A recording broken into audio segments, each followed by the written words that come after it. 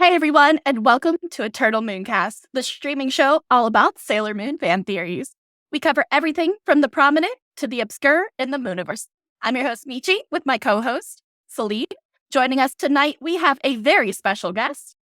Welcome, Sailor Tortilla, a digital marketer by day and a Sailor Moon reviewer by night. She's been watching Sailor Moon since 1995 and loves connecting with Moonies and new and exciting anime merch info. Howdy, thanks for having me. We're happy to have you tonight. Excited. Before we begin, we just want to do a quick Moonie disclaimer. We would like to remind everyone that these are just our personal opinions.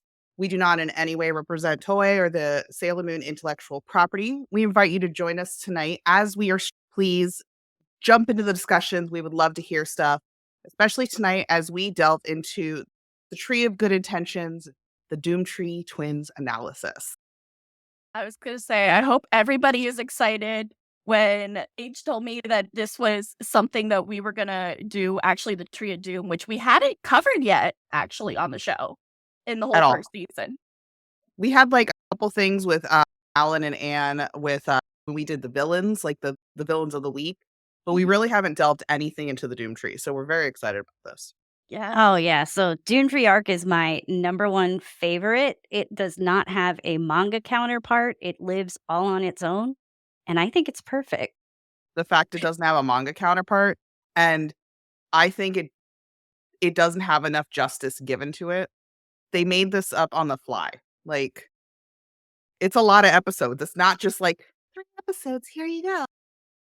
It's an entire arc that can hold up on its own. It really does. I actually think it's one of the most emotional arcs because I think Alan and Ann, and by the way, Deep and Viz names are all fair game here. We include the entire Mooniverse in our show. So I just think that they're two of the most interesting characters in the way that position, like their situation. It's a situation we see similarly, but we don't exactly see all the way through again in different arcs. Yeah, it has a really good sense of like redemption, even, especially for Ann. And it is extremely emotional. I was watching it, getting ready for this podcast, and essentially I was so emotionally invested that I've seen this thousands of times. And I was like crying 3 hours ago, going, oh, he remembers her. But I don't feel that way about other parts of Sailor Moon. You're right. It brings something out of you that the rest of it doesn't bring. And then, Selene, how do you feel about it? I think it's the Doom Tree arc it's very unique. We actually get a different kind of villain compared to the rest of the Mooniverse, essentially, because when you look at all the other villains, they interconnect in the end. They all have this connection to the Moon Kingdom. They have a connection to Usagi somehow. Like, you've got Beryl, that's her past. You've got the Black Moon clan that's connected to the future of Crystal Tokyo. You've got Helenia, which dates back to the Moon Kingdom. That's where her connection comes from. And then Galaxia, she ends up, you find out she's been sprinkling stuff this whole time because she's part chaos. But the Doom Tree arc, not in the manga, so they made this fit into the Mooniverse so flawlessly while making these villains so unique. Because, like I said, they're not connected, but there was no disrupt in the 90s anime bringing this in. It all ended up coming back to where they needed to go when it comes to arcs for the manga. So I Doom Tree is actually one of my favorites too, and it honestly doesn't get enough love. Hey, you almost forgot. G Parlum in the comments mentioned, I love that arc too. Moonlight Knight is cheesy, but I still love the idea that he loved her so much that his feelings became corporal. I think it's so funny. Like, it was actually really emotional watching it again. I watched it in the Viz dub for the first time, and it's definitely a lot more serious than the deep dub. But it was just like, it's honestly romantic. And usually I'm not a big Mamo fan, but I genuinely really like the Moonlight Knight.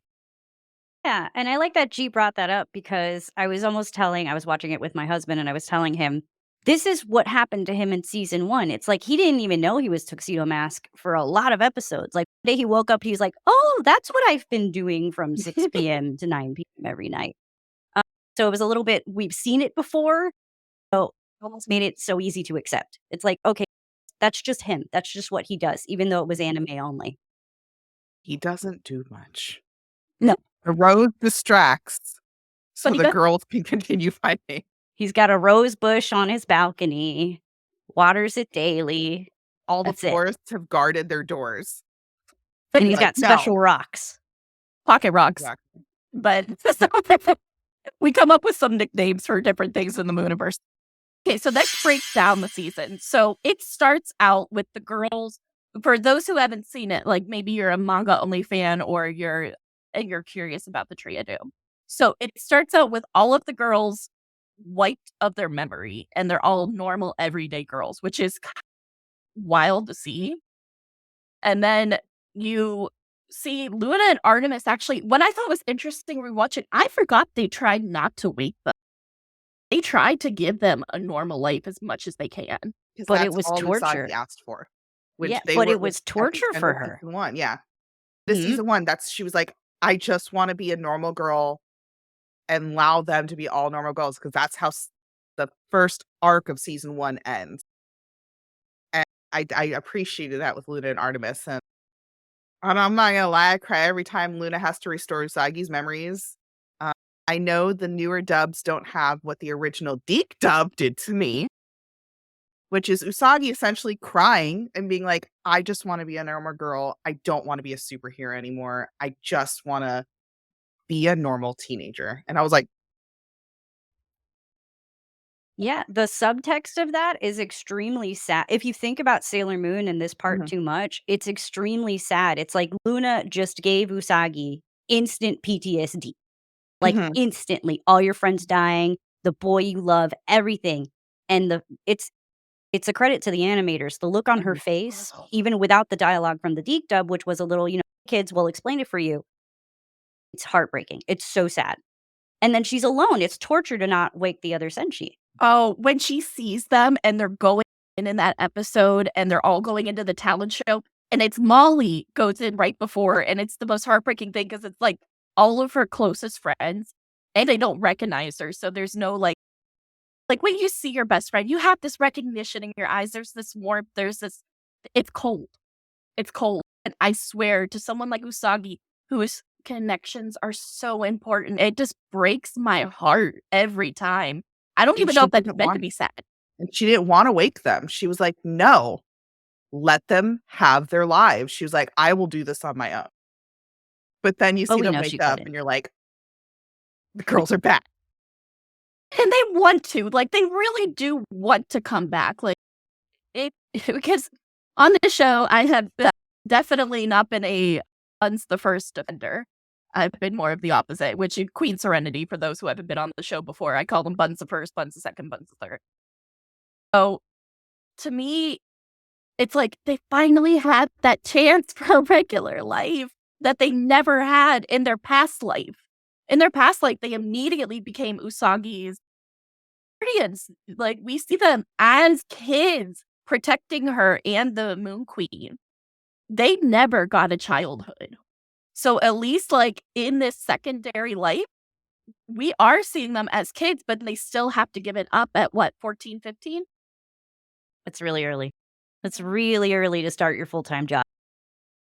Which this is for them for the I was rest of like, their life. I started a job at 15. I'm like, And I agree right here. Geek dub voices and voices gave so much passion with their voices. I felt it. And forgive me if I pronounce it wrong. Lunice. Lunitka, Thank my you. friend. I see so many familiar names in the chat. It's so hard to not be like that person. No, thank you for everybody who came tonight. I agree with you. The Deke voices, I think the reason why I still revert back to the Deke names sometimes is because those are the moments that really solidified in my heart how much these characters meant to me. There's a lot of that here. There's a lot of like, why is everybody special? Also, like Amy, for me, like I know, like prior to this, there was a questionnaire for those who don't know. There was actually a questionnaire for this. And one of the questions were, what's your favorite Senshi? Like, after watching all these episodes, Amy is low-key so savage especially here, the things she says, the things she does, and we'll probably go into it later, but, like, this arc also does so much justice to every individual character. Everybody actually, Jupiter gets 2 episodes, Yeah. which is great. Yeah. And then I I think we think should. because the Doomtree arc, they were like, we can do whatever the fuck we want. Yeah. And they didn't go in the same, like, Mercury gets an episode, then Mars gets an episode, then Jupiter. No, they were just like, yeah, Jupiter gets 2. She cooks. She's gonna show Alan love with food. But it's so cute. Like It's relatable. I remember because Sailor Moon came out when I was a kid. I watched it on Toonami in the 90s. So like I remember being too young for like the boyfriend stage yet and watching Sailor Moon and being like, "Oh my god, is that what you do? You like make them look." I know. It's more innocent than, like, kissing and touching. So, it certainly made it into that horribly edited Deke dub, which I love. I love that dub. I wish it was unedited so hardcore. Same. And But then some of the things they said were chef's kiss. Yeah, pure For the gold. dub. Pure gold. the soundtrack of the Deke is a masterpiece, and I will fight anyone on that. Even the flute is better. They changed the flute in the newer episodes No. when they They redid them. changed the flute in the Deke dub. So the that flute's original dub. completely different from what's on the DVDs now. If it's not deep dubbed, Yeah, so the original so the Japanese, the flute is like it's something like, that's right. and then the old one was like, my brain does not have this information, but it was different. Mine does.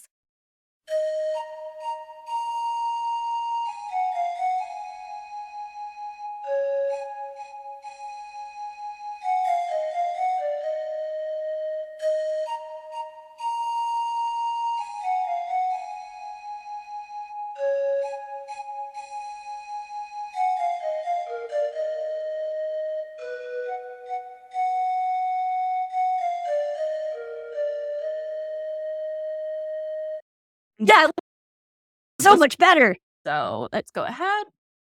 And this is Alan's flute theme, Sailor Moon, by me, Batty, on YouTube. Thank you for having this available.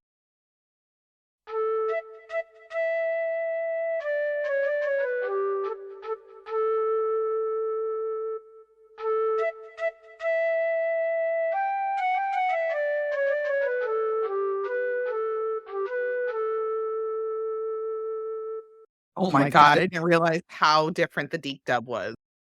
It's so different. Nope. Deke dub hands down for that flute. Same. Big same. Because that's what I've hummed since I was in middle school. It's one of those things where it's like, I can't remember an algebra equation, but I can remember Alan's flute theme from Sailor Moon. I don't remember it, except I remember off the top of my head, I always forget it. But I always remember it appeared randomly in an Emerald episode, and Alan was nowhere to be seen. It was the one with the animals, and Artemis was like trying to save the animals or something. And I was so upset. I was like, you can't play this. This isn't just background music. This is Alan's flute.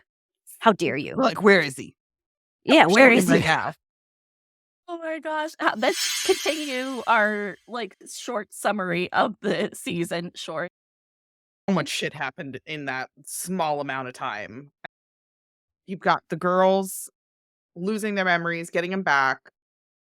You also have Sailor Moon getting her power upgrade. Yes. This is where she gets the cutie moon rod during this season. It's very interesting because she has a moment with her mom gaining her powers.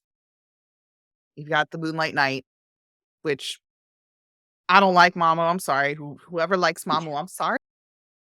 I'm a big Usagi fan, but how about this? I don't like 90s anime Mamo. Manga Mamo is completely different. I stan him. The 90s anime, no. What is it for you, though? Is it the age difference? No, it's him, the way he hurts her. Yeah, I Constantly. see that. What was driving me nuts about this arc is that when he doesn't remember his memory and she's like, hey, Mama, we had a past life together. You could see the height difference. You could see the difference in the attitude even more so than usually. So for me, it's like, wow, you're an adult. You're a grown-ass man. You really should not even be interested in this child for realsies. Yeah, maybe maybe your reaction is actually the right one to ignore. Yeah. Actually, I yeah. don't know that he was supposed to only be like, what, 16, 17? Which But they made this adaptation? man a grown-ass man. Which adaptation? They all his age changes. What else do we have? We've got Alan, what else happened? you forgot the love quad. How do you Oh. describe this? You mean the swingers, the potential great swingers? Exactly. I don't know how to You got Ann and Alan. They've never known love, and then you get them around humans, and they're learning human emotion, and it gets very confusing for them. So you got Alan falling in love with Usagi, and then you got Ann falling in love with Mamoru, and then apparently Jupiter was in love with the Moonlight Knight for a second. That's kind of Only for a second. for the Until night. she Yeah, it was until she realized that Alan didn't know what love is, and somehow that made her no, I think that made her like Moonlight Knight more. And for those who haven't ever seen it, these are Alan and Ann. The hottest aliens with the best skin tight. I like this outfit in my imagination is like a velour, like a velvet. That's what I think it Yes. is. Like anybody who cosplays them, I always give them props because I'm just like, that is skin tight. But also couldn't making pull those this off. vests, what a pain in the butt. Oh, but yeah, I just always like to make sure I bring some visual examples too. But yeah, they're just such an interesting set of characters. And then it's funny, they almost have like love at first sight with Usagi and Mom in different situations, but it's the exact same. And they're both obscenely jealous. I have headcanon about this. I actually ahead. believe that the reason that they fall for them is because of their place on Earth. He's the protector of the Earth. She's the protector of the moon. They're clearly celestial beings with some sense of power, and Usagi's power is love, right? In my head, it's like, that's why Seiya likes Usagi as well. Just that princess type, almost aura, I want to say. Yeah, because the major characters in this are the five, the Moon and the Inners, the Moonlight Knight, and Mom. I'm going to keep switching back and forth tonight. Mamo is completely separate from the Moonlight Knight. That is something you need to keep in your head when you're thinking of this season. It's the Mooniverse, but they're not the same person. But they are. But It's literally it's the the love of condensed poetry. memory of Amo's protection for the princess. And then he rejoins him eventually. But like I said, it was a very, very interesting take they decided to do. And I was like, why not just bring Tuxedo Mask back? oh, but I have to give shout out to the Viz dub because thank you for making the thing that Anne falls in love with her literally say, that green jacket, those purple pleated pants. I about almost got sent to the moon myself. Like I wish they had added more stuff like that. That's also one of my favorite lines. I could have cracked up. It was so good. But yeah, Alan and Anne are they're siblings? Or not. They come from the same place. Like, okay, towards the end of the arc, they do show you their past and where they come from.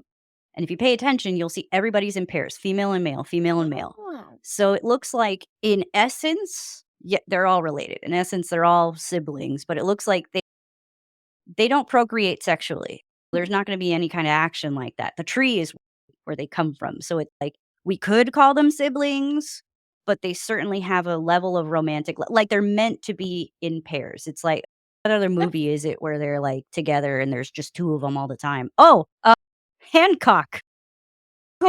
Yes. I agree with that. Hancock You're is right. actually Sailor Moon. I'd like to see him in a sailor suit. Let's go. People call them brother and sister, but I think when you're watching it, like you were saying, they're born as pairs. And I think they're born as pairs to love one another because that is what the Doom Tree actually is supposed to live off of. So the Doom Tree creates them in pairs. It creates the perfect pairs. So essentially, they're like soulmates. Yeah. But I think a lot of people get it mixed up that they're brother and sister because they have to play brother and sister in the school. So it doesn't look weird that they're always together. And that's where the confusion usually hits. That's where and they're not twins. That was a joke in the title. Most of my titles are like snappy jokes. Yeah. They're not twins. A lot of people think they are. They're not. I think They it's could be the triplets way the tree since did we it. got Fiore. Yeah. Fiore is a great talking point because that is the best. What is the most Hanna-Barbera moment of Sailor Moon, and that is saying something of reusing your animation. Came out of nowhere. For those Moonies who don't know what we're talking about, in Sailor Moon R, The Promise of a Rose, the first movie that came out in the 1990s anime, literally Alan in a pretty white suit instead of a blue suit appears and has feelings for Tuxedo Mask, a friendship, and A little bit older looking too. yeah, he looks like he could be from the same from the same tree, but I'll pull up a picture Oh, of he him. definitely, because he even has like the little hair thing, the hair coloration that's in his hair, and I've always found it interesting. I'm like, we're just gonna go. That's what aliens look like outside of like the Negaverse. Okay. And the Starlights don't At forget least the until we Starlights. get to the Infinity Arc. This is what Fiore looks like. So as you see, it's very similar to Alan and Anne. Pretty Or- much identical. Yeah, so same race, definitely. I could see being a sibling. Same haircut, same hairdresser. All right. And then, all right, any other characters that are major that we wanted? Oh, what about, am I mixing up because I'm also rereading and rewatching Crystal at the same time as I'm doing this? Is Andy, like the parlor guy, is he a big player in this season? I can't remember. Oh, Andrew from the Andrew. arcade? Yeah. No, not at all. I think Umino, actually, of all the people, I saw a whole lot of Umino in this arc. Yeah. And I he was gets like- one of the best moments. Because this arc is actually more school centric than any of the other arcs. Yeah, that's a good point. There's the school festival with Ray. There's just like the whole thing about lunch. Why do people want to share lunch with me? I don't understand it. Mhm. And of course, you have Mako going, "You're American. You don't get it, Alan. It's to show love." He's not alien. He's just American. I love it. So good. Oh, so let's talk about the main plot point of the season, which I think is a really interesting question of when is it too far doing the right thing in your mind? Because I think that's what Naoko Sensei was really going for in this season. Was what I love is how she brings out the humanity in her villains. She brings it out in that they are not human, but they have to learn about love. And I think that is one of the, and I love to, I adore to see how love is different with every character and about how the character growth also helps the story grow. One thing that I think is also like illustrative of that is that they can't understand or hear the tree until Alan finally learns what love is. It's like a concrete, like, this is why it's important. You will understand other people or the other species even if you understand love. And I think that's a great message. It's also something I argued with about my husband. He's like, "Why didn't they listen to the tree before?" I'm like, "'Cause they didn't know what love was. It 'Cause needed the love. tree Clearly. didn't have enough energy to talk to them anymore. It was being poisoned." Literally. And honestly, the backstory of the tree is horribly sad. Like, It's very similar to Avatar. I realized I'm actually, watching it. wait, Avatar The Last Airbender, Avatar the big one? Avatar, the blue people, The blue like people. part 2 and the Doom Tree arc are awfully similar. I only watched half of part 2 in full transparency, but it's like, I'm a tree. I'm in the water. I was lonely. I made this funny colored species. You're not wrong. And then that species decided to get power hungry Yeah. See? and There start you go. killing themselves. I'm seeing it. I love the lore. I love the lore of the season almost as much as I love the comedy. It's the funniest arc, Oh, I'd say. Like, for me, it's that scene, even Naru. Naru's like the funniest character. There's that scene where Umino is talking about how he's in the sleeping bag. And yes. he's like, "Oh, it's warm all night long, saving this spot for you." And it's just a scene with no dialogue. And Naru just zips it closed over his face. No one says anything. And then she turns around and invites everybody to sit down. It's so funny. And isn't it in the spot that he saved for her? Yes. Like, she only opens it, like, after the commercials. Along with that poor boy in a sleeping bag. He'll do it for her. Let me do it for you. I love him. Exactly. I love him so much. I think it is hilarious. One of my favorite episodes is the Snow White episode. Talent. And I think I got the the most best talent. part is My with talents. Makoto saying, I got the biggest one. Whoever got the biggest one should be Snow White. And I'm like, the hell am I watching? I actually Like have. Snow White. Snow known for black hair, red lips, white hair, checks notes, giant tits. Exactly. I was ready. Snow White should be played by the person with the biggest chest. Considering our figures, it should be me. I'm like, what's up? Henry is just like, what? Oh no, that will forever be an iconic line. As well, and especially the fact that they tried to make it talent was just it was too much. But they kept the shot focusing on her chest. talent comes from We your all knew. heart. We all knew.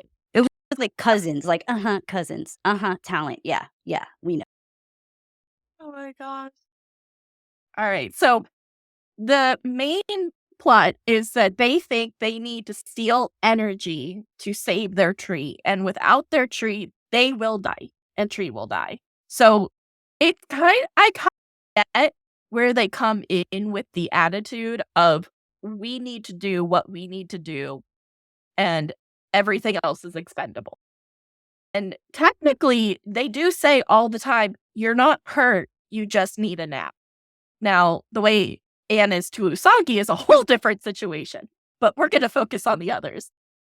It's not that they intentionally want to hurt people. I think it's that they are desperate to survive in this season. They don't know anything else. There's a line where they say they've tried other planets, it hasn't worked out. And the tree, I think it's all because of the tree. I think this all comes down to communication. Like at the end, the tree's like, I was trying to wither myself to give you a message. Just grow a branch and curses that says, love me. That says, love. Also, one more thing. It hit me right now. After the tree basically devours their entire apartment building, the following episode just opens up with the Spectre system. No one's telling you anything about what they think happened to the building. They just peace out. They're like, we understand, love. We got the sapling. Bye. Bye. It was the fastest exit I've ever seen a villain make in Sailor Moon. It's true. And it's kind of strange because don't you think that would be on the news? The meteorite supposedly was when they first arrived. You'd think, but that's the only bad part about that arc. Maybe because they weren't the villains in the end. So they were like, oh, they're not the villains. Get them out. Yeah, they were like, I don't know, a giant tree grew out of this apartment. What do you want me to tell you? Everybody's got to move. Just move on out. We got socialism. You gotta It's fine. go. Oh, Tim, The aliens were like, we got 2 decades before a pandemic. Peace. Exactly. No, and to give you guys a reminder, this is the apartment door. This is the tree. It's very Galaxia's studio-esque. Yeah, I could get I that think vibe. this was like a closet that they walked through or something to get to it. They called it their bedroom. That's what they said. Yeah, because But they had these weird sliding doors like Star Trek The Next Generation. And Usagi was supposed to stay out of it, but she was way too nosy and kept trying to sneak a peek. It does look like a brain or a heart. It does look like That a was brain. a true fuck around and find out moment. Yeah. A brain is kind. I would call it something else. Yeah, because it's a very interesting visual season as well because we get the Cardians, Which are very unique. I love that. I love the Cardians. It's so different from every other season you see where the people are turning into monsters. These are the only monsters that are monsters. They're also based on Greek mythology, Japanese mythology, not set with one thing. And something Ray said at one point was, oh, this card means a happy marriage, but the reverse is the opposite, like tarot cards. Oh, yeah. And it reminded me that these aliens came and they were harming people when they could have been loving instead. It's like almost the same thing, but a tiny little macrocosm of that. Also, there's that one Cardian that chokes out the duck. Very important. I love that. I'm just choking out the duck. Yes, that's where we get the pink lion. The pink lion is also the Cardian. I love the pink lion. That episode was the only time I saw blood in the deep dub. They totally forgot to edit out the blood when that Rainy Day Man fell down. I don't know his name. Rainy Day Man. Oh, yeah. Mhm. Because he had that. It was literally the theme song, Rainy Day Man, right? It was a lot better than the Japanese one, I'll tell you that. However, I definitely have nostalgia goggles because I showed my husband. I was like, "Here's the Japanese." I watched it all in Japanese. I don't really enjoy the Viz dub personally. Except when they add cool lines like Umino in season 1 said something was over 9,000. It's fun stuff like that. But I always watch it in Japanese. And I showed him, I was like, "Okay, this song's cool. Here's Rainy Day Man." Rainy Day Man. He did not like it. He did not get it. He thought it was goofy. He thought it was on the nose. And I'm here like, But anyway, I'm rocking out to Rainy Day. it tells you the story. It's like when I think about the first time, I thought I found someone who cared for me. It's like I'm following. I'm following. You're telling me, and I'm picking up what you're putting down. And it's, I don't know. I got thought. No, and we're gonna you see, we're gonna get into theories later on in the show because I actually have one that involves K-pop because we're gonna go there and I'm gonna backbend my theory that way. Are you breaking your back again this week? Oh, Weren't you trying to fix it? it's fine. Lord. But let's talk about Alan and Anne's choices throughout the season because I actually think that those two specifically are the most interesting characters and how they try to go about doing the right thing because they're trying to save the tree. That's why I can't get that mad at them no matter how much we look at it. They tried to do the right thing as far as they knew. And my theory is they tried to do a planet where they came and said, "Hey, we need help. We're refugees. Like this stuff happened." I think they actually tried that because everybody always says that. Why didn't they just ask for help from Sailor Moon? What if they already had tried and been rejected and been hurt? What if that's how they lost the last of their siblings? Or not It could have siblings, simply been, you look different from me, so I hate you. Much Mhm. like real life, unfortunately. Don't think that it's fair to ask why they didn't because I really do feel like from that backstory we got, they did ask for help from other planets. They just maybe asked the wrong one. And it's also like, how do you judge someone stealing if they're hungry? Mm. And like they treat their energy like food. Like Anne will not eat human food. Like is for them, energy is not only for the treat, it's their actual sustenance. So they can't Mhm. live without it. Like, can't blame someone. I Mm. really can't. Though I agree with PAM.B, the sucking energy thing did look painful. I will agree with that. It did not look the most pleasant in this season being attacked as a person.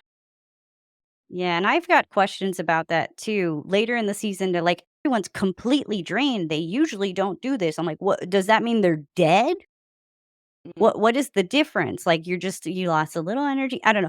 I question all the doctors in Japan after all of this. Like people are just fainting on the street. Babies are baby. The babies. I forgot about the babies. Babies play a big part in the season.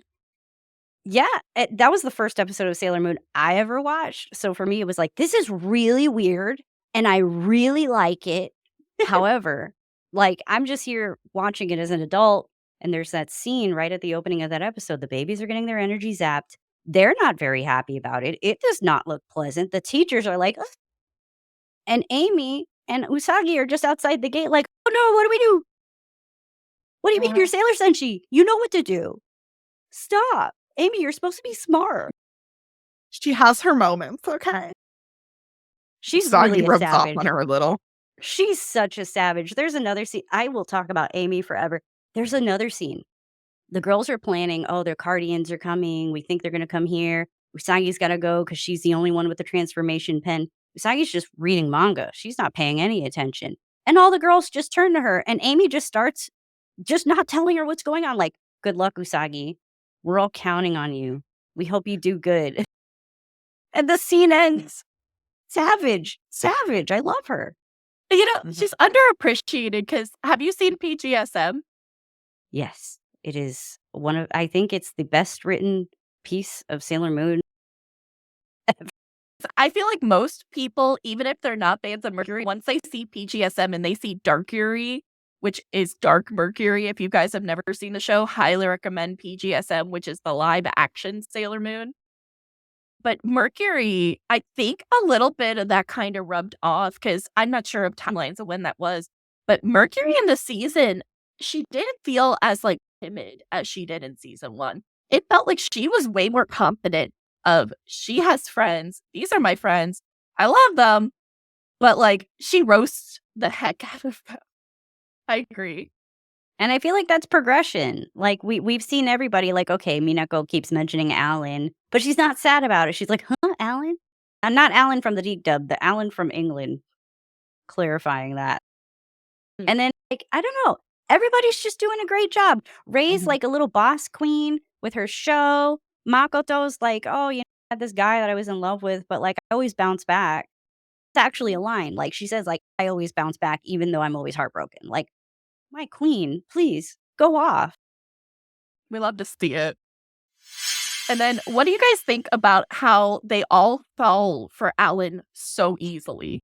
I love the like nostalgia cheesiness that came with him coming in because it's just one of those things that like I do appreciate his character design. His character design is adorable.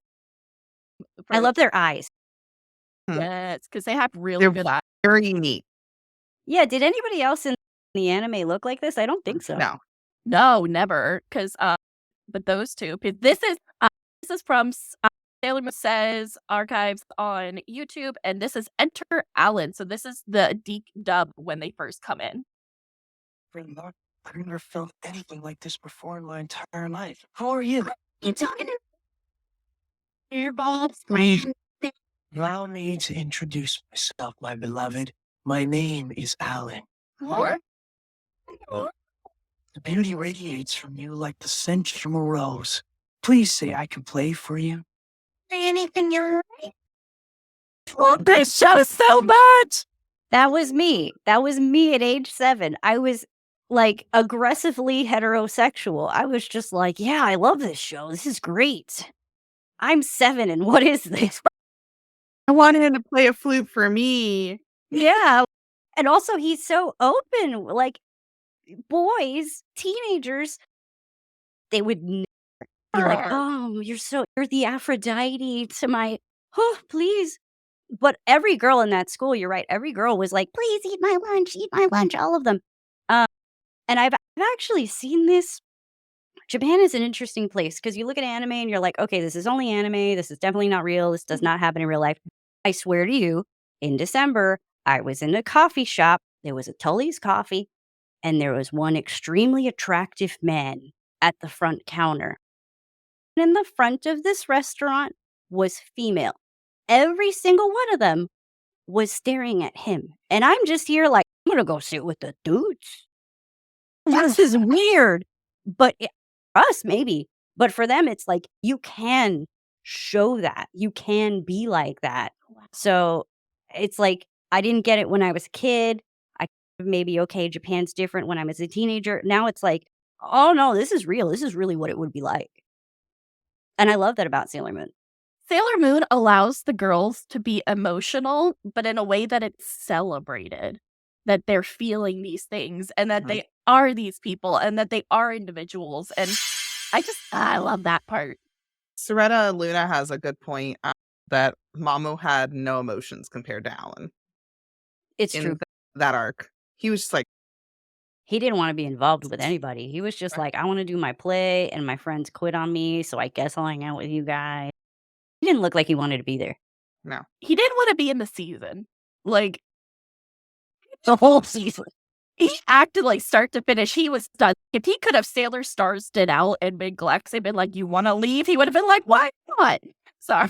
I don't remember shit. Why am I here? Literally dead. The only thing he did, and he did with excitement, was probably take care of that baby. Yes. That is an iconic episode, I think, of Sailor Moon, of when is it his friend or coworker or student, like someone or some Oh, no, other. it's far worse than that. It was just some lady, some mommy of a baby in a nursery. I don't know how legally, like, he could just take this lady's baby home. He did not know. I don't even know why he was there in the hospital. Why was he Why was he in the hospital?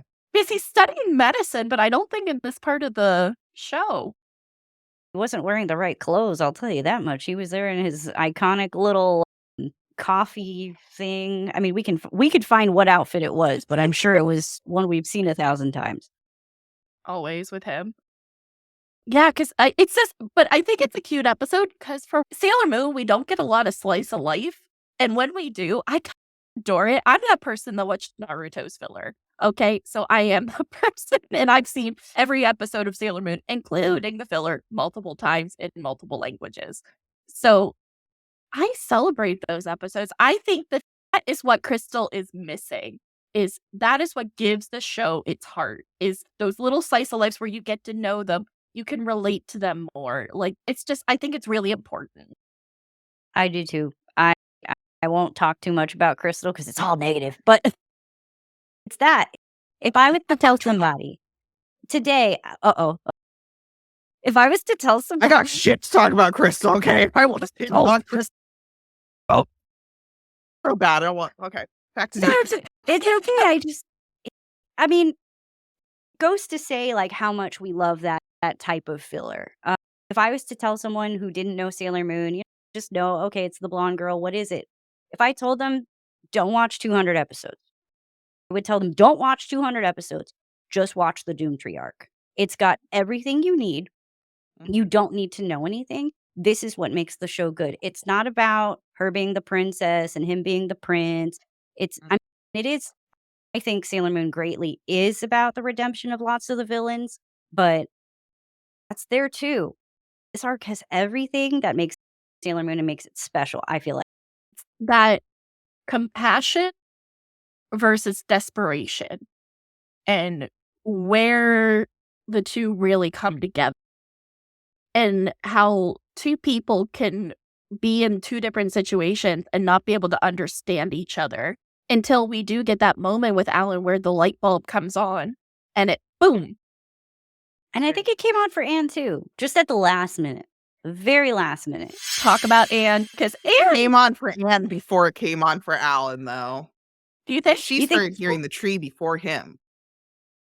Good point. You're right. She starts hearing something before he does because she's like, the tree just spoke, and he's like, what are you talking about? Do you think in that case that her like extreme, they were both very jealous, but I feel like her jealousy was clearly a little stronger than his and a little more aggressive. Do you think that's like a good illustration of how much she did actually love him just without, like, she felt it, but she didn't know I it? think as she started, I think when she does it, because it's closer to like end episodes, is when she starts hearing, like, she thought she heard something. She's like, I think it's because she starts realizing how much Alan actually means to her. And she starts because they start like having fun times and like hanging out a little bit more. And he made food for her, and they couldn't eat it, but it was pretty. Yeah. And to give I think you're right. I think you're right. Yeah. And I just had a light bulb. that happens on the show. We for things that we never even thought about before. So you guys have watched Geek Dub and another version at least. How do you feel that the translation affected your opinion of the character? Because You mean like for good or for bad? I adore Deke Ann. So like, trust me, there's no Me slander too. here. There's no slander. I actually prefer the deep dub for the Doomtree art because it was just so, I want to say like poppy essentially. Like it was. Yeah, she had a lot of attitude. She was spicy in the Deke dub, and I like that very much. It was just like, okay, guys, like I'm busting in, like I'm a big American, supposedly, like let's go. And they don't. Where were they supposed to be from? Like in the deep dub, they're from France. Get out of here. The only person speaking French is Moonlight Knight. So I have a compilation of the best of On that I want to go over just to give people a little taste of her, okay? This is by Zeta Recule1 on YouTube. Thanks for the awesome compilation. Hey, Darian, you want to go to that big laser disco after school? It'd be so cool. Fine disco's boring, actually. They're so last season. A karaoke, maybe? I'm not a bad singer yet. Full on the range with a deer in the air to love play. Preschool to crump the street. Supposed to mean you think a sophisticated guy like Darian is interested in your dumb fairy tale? Darian, wait. Now it's like, Oh no, someone's supposed to be asleep. Wait, and you can't home. hey, I'm so sorry. Shall we do it again then, Darian? I don't believe this. I'm sorry, Darian. See. Okay, I won't play the whole thing, but I had to at least get a couple of those favorite lines of mine in. Yeah, let me just say, like, giggling is way worse than actually cheating. Way worse. I'm not trying to be. I really actually think. It's an involuntary, like, it's one of those moments. Sorry. She's angry in the deep dub. She is mad at life. She's mad all the time. Wow. That I like her spicy. She's spicy and like ready to rock and roll no matter what. Like, go Usagi. Yeah, she always just gave it so much energy. Like, she wasn't mad. She was extra mad. I think my favorite thing is when she first comes in, like I said, because in the deep dub, they're from France. Because in the deep dub, they tried to make this like the girls were not in Japan. Just so y'all know. So they make 'em, Crossroads they make Junior 'em from High. France instead of American. And I think my most hilarious thing is when they ask Anne to speak French. Oh, I forgot it. And she's like, and it's like, nowhere even close. The Japanese is like It's that as just well. her just throwing some garbage out of her mouth. And I was just like, the hell did I just watch? It's cute.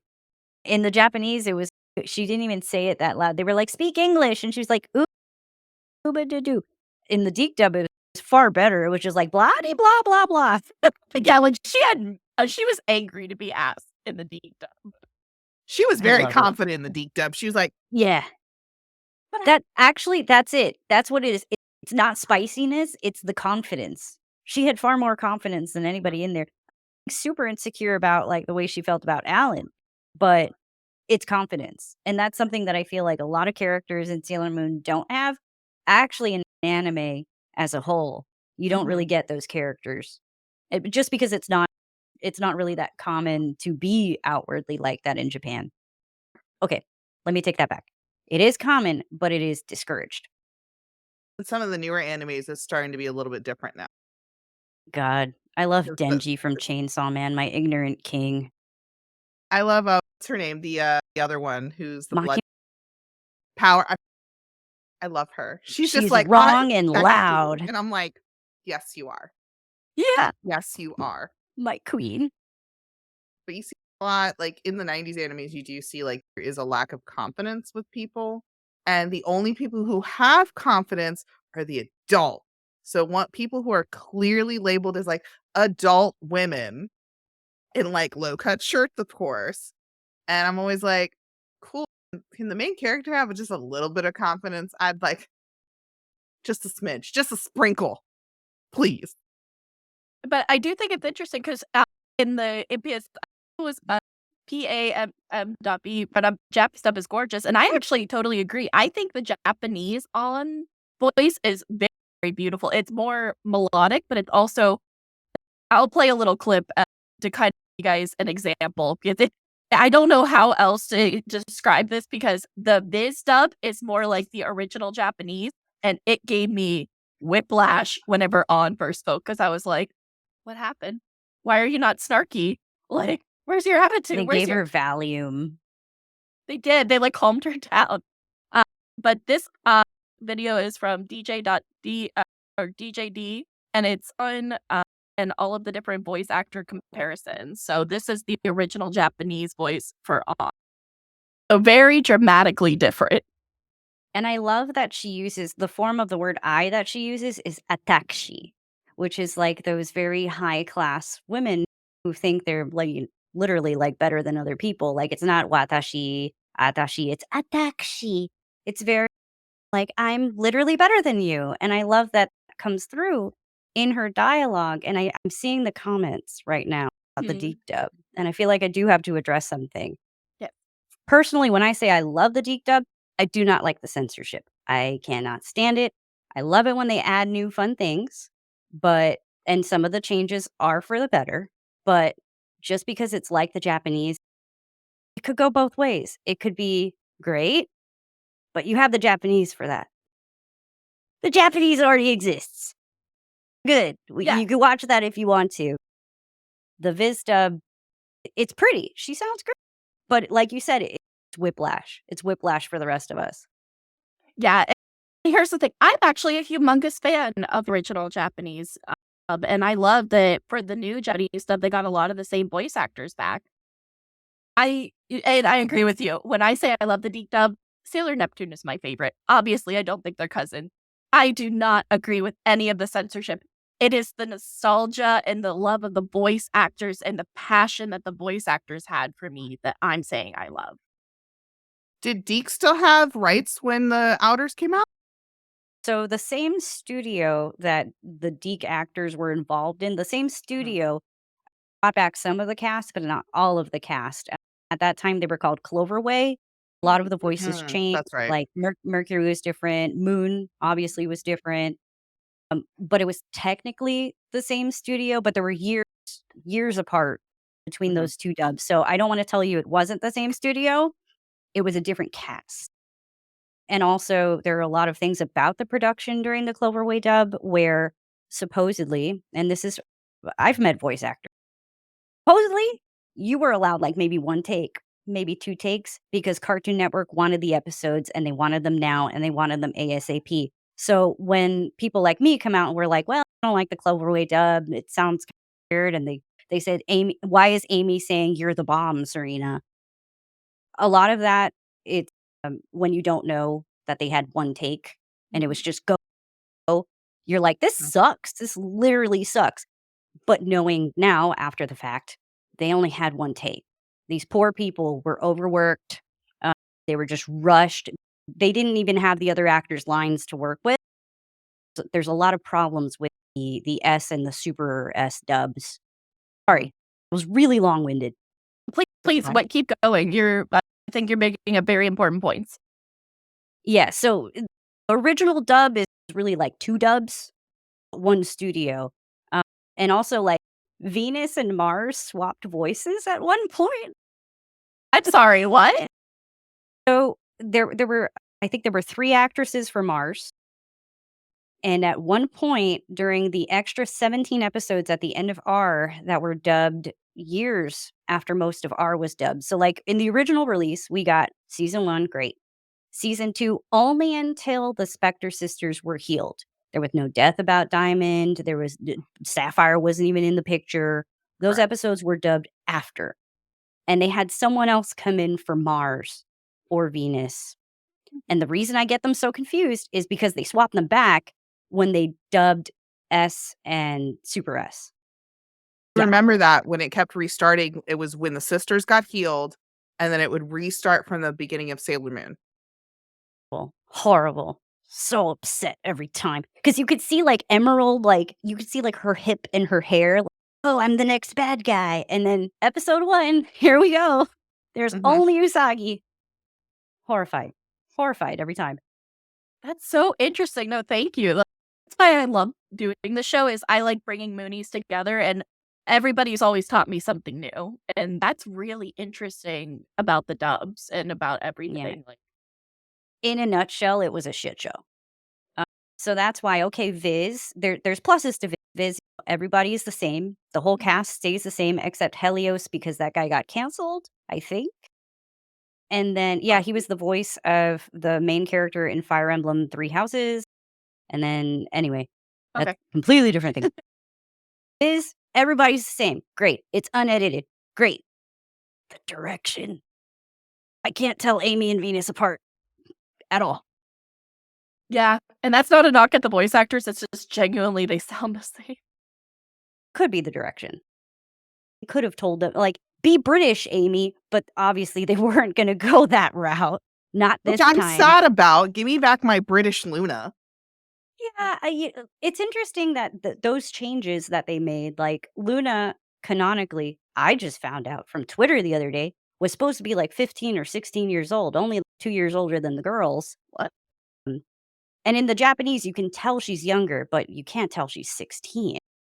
So British Luna, having that like elder in that position like Obi-Wan, it felt very Star Wars. I like that so much. It explained why Artemis and Luna were so tired of their bullshit. But like when you're watching in Japanese, you're like, they're just tired of them because it's like these cats are sassy and they don't want to give them information that they have. Like there's one point in this arc where Artemis is like, yeah, it's the Majiku tree, and these are the properties about it, and this is what we know. And it's like, why didn't you tell me this 13 episodes ago, Artemis? Sassy white cat. The cats are British Luna will forever be my favorite Luna. I actually met her as a voice actor and she's so nice. So like forever British Luna for me. But I think I did picture them as older as a kid because of the voice acting.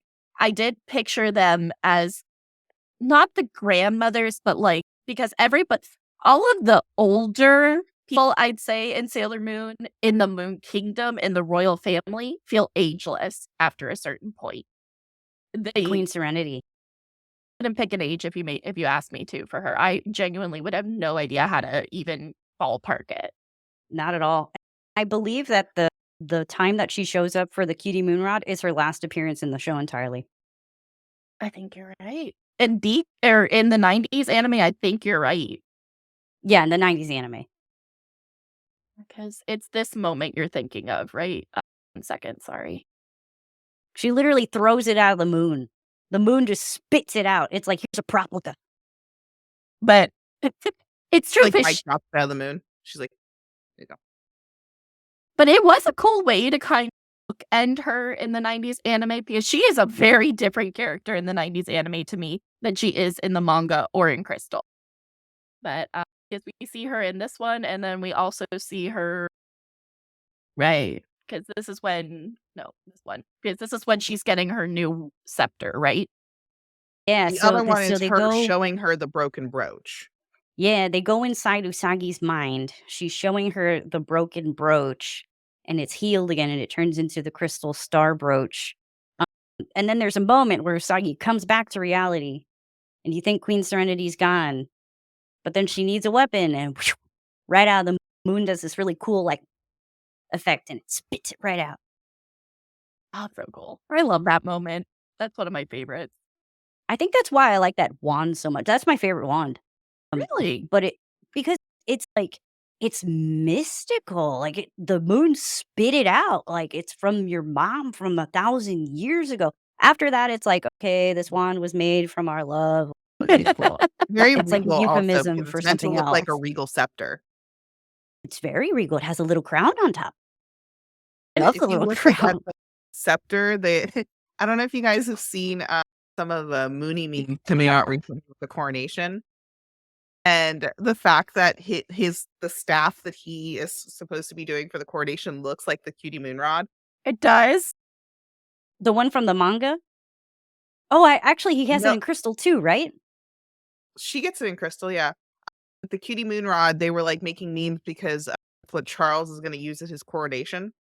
Oh, you're talking about Charles. I thought we were talking about King Endymion, because King Endymion has that staff too. And Yes, the he does. shape, now that you mentioned it, the shape at that handle does look a little bit like some kind of. This is a bootleg, actually. Got a little crown right there. They make you a I little love it. Visual aid. like If the I little could just crown. take this off and put it on my dog, it would look so cute. That would be adorable. Yeah, it's red on the real one, but it's white in crystal. That's Mhm. oh yeah, because crystal, the coloration of all the propagas are different, right? Yeah, it's a lot like the manga. It also has the PGSM style crystal moonstick. And I think I only just recently noticed that the little wings on the cutie moonrod are white in crystal. Oh. I think so. It's much more of a like a almost a silver. They have more silver inside of the gold or something.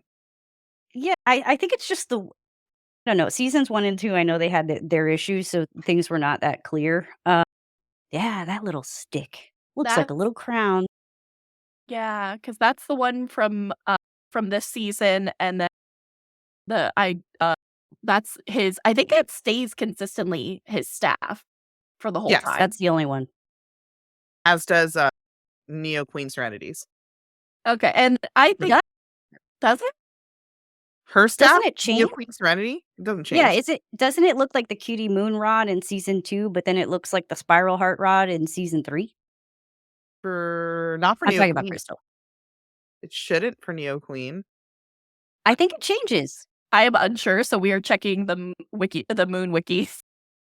So her staff in the manga looks like this, but where is staff? Let me try find you there. Maybe it does change. Maybe Here's she forgot what she gave her for the staff.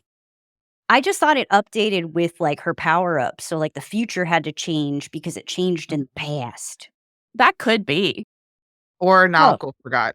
check that one out right there of the costumes from the museum on the Oh, right. beautiful, thank you. Good spot. That's her Eternal one. Yes. I saw this in person. Oh, I'm so jealous. Oh, it still looks like the cutie moonrod, but it's like got an extra on it. Is it? No, that's the Eternal That's tiara. Is it? It's definitely the Eternal one. Maybe Naoko forgot. That room where that stuff is in, they kicked me out. They kicked you out. They said I was taking too long, and I was like, "But this is a museum." That's not fair.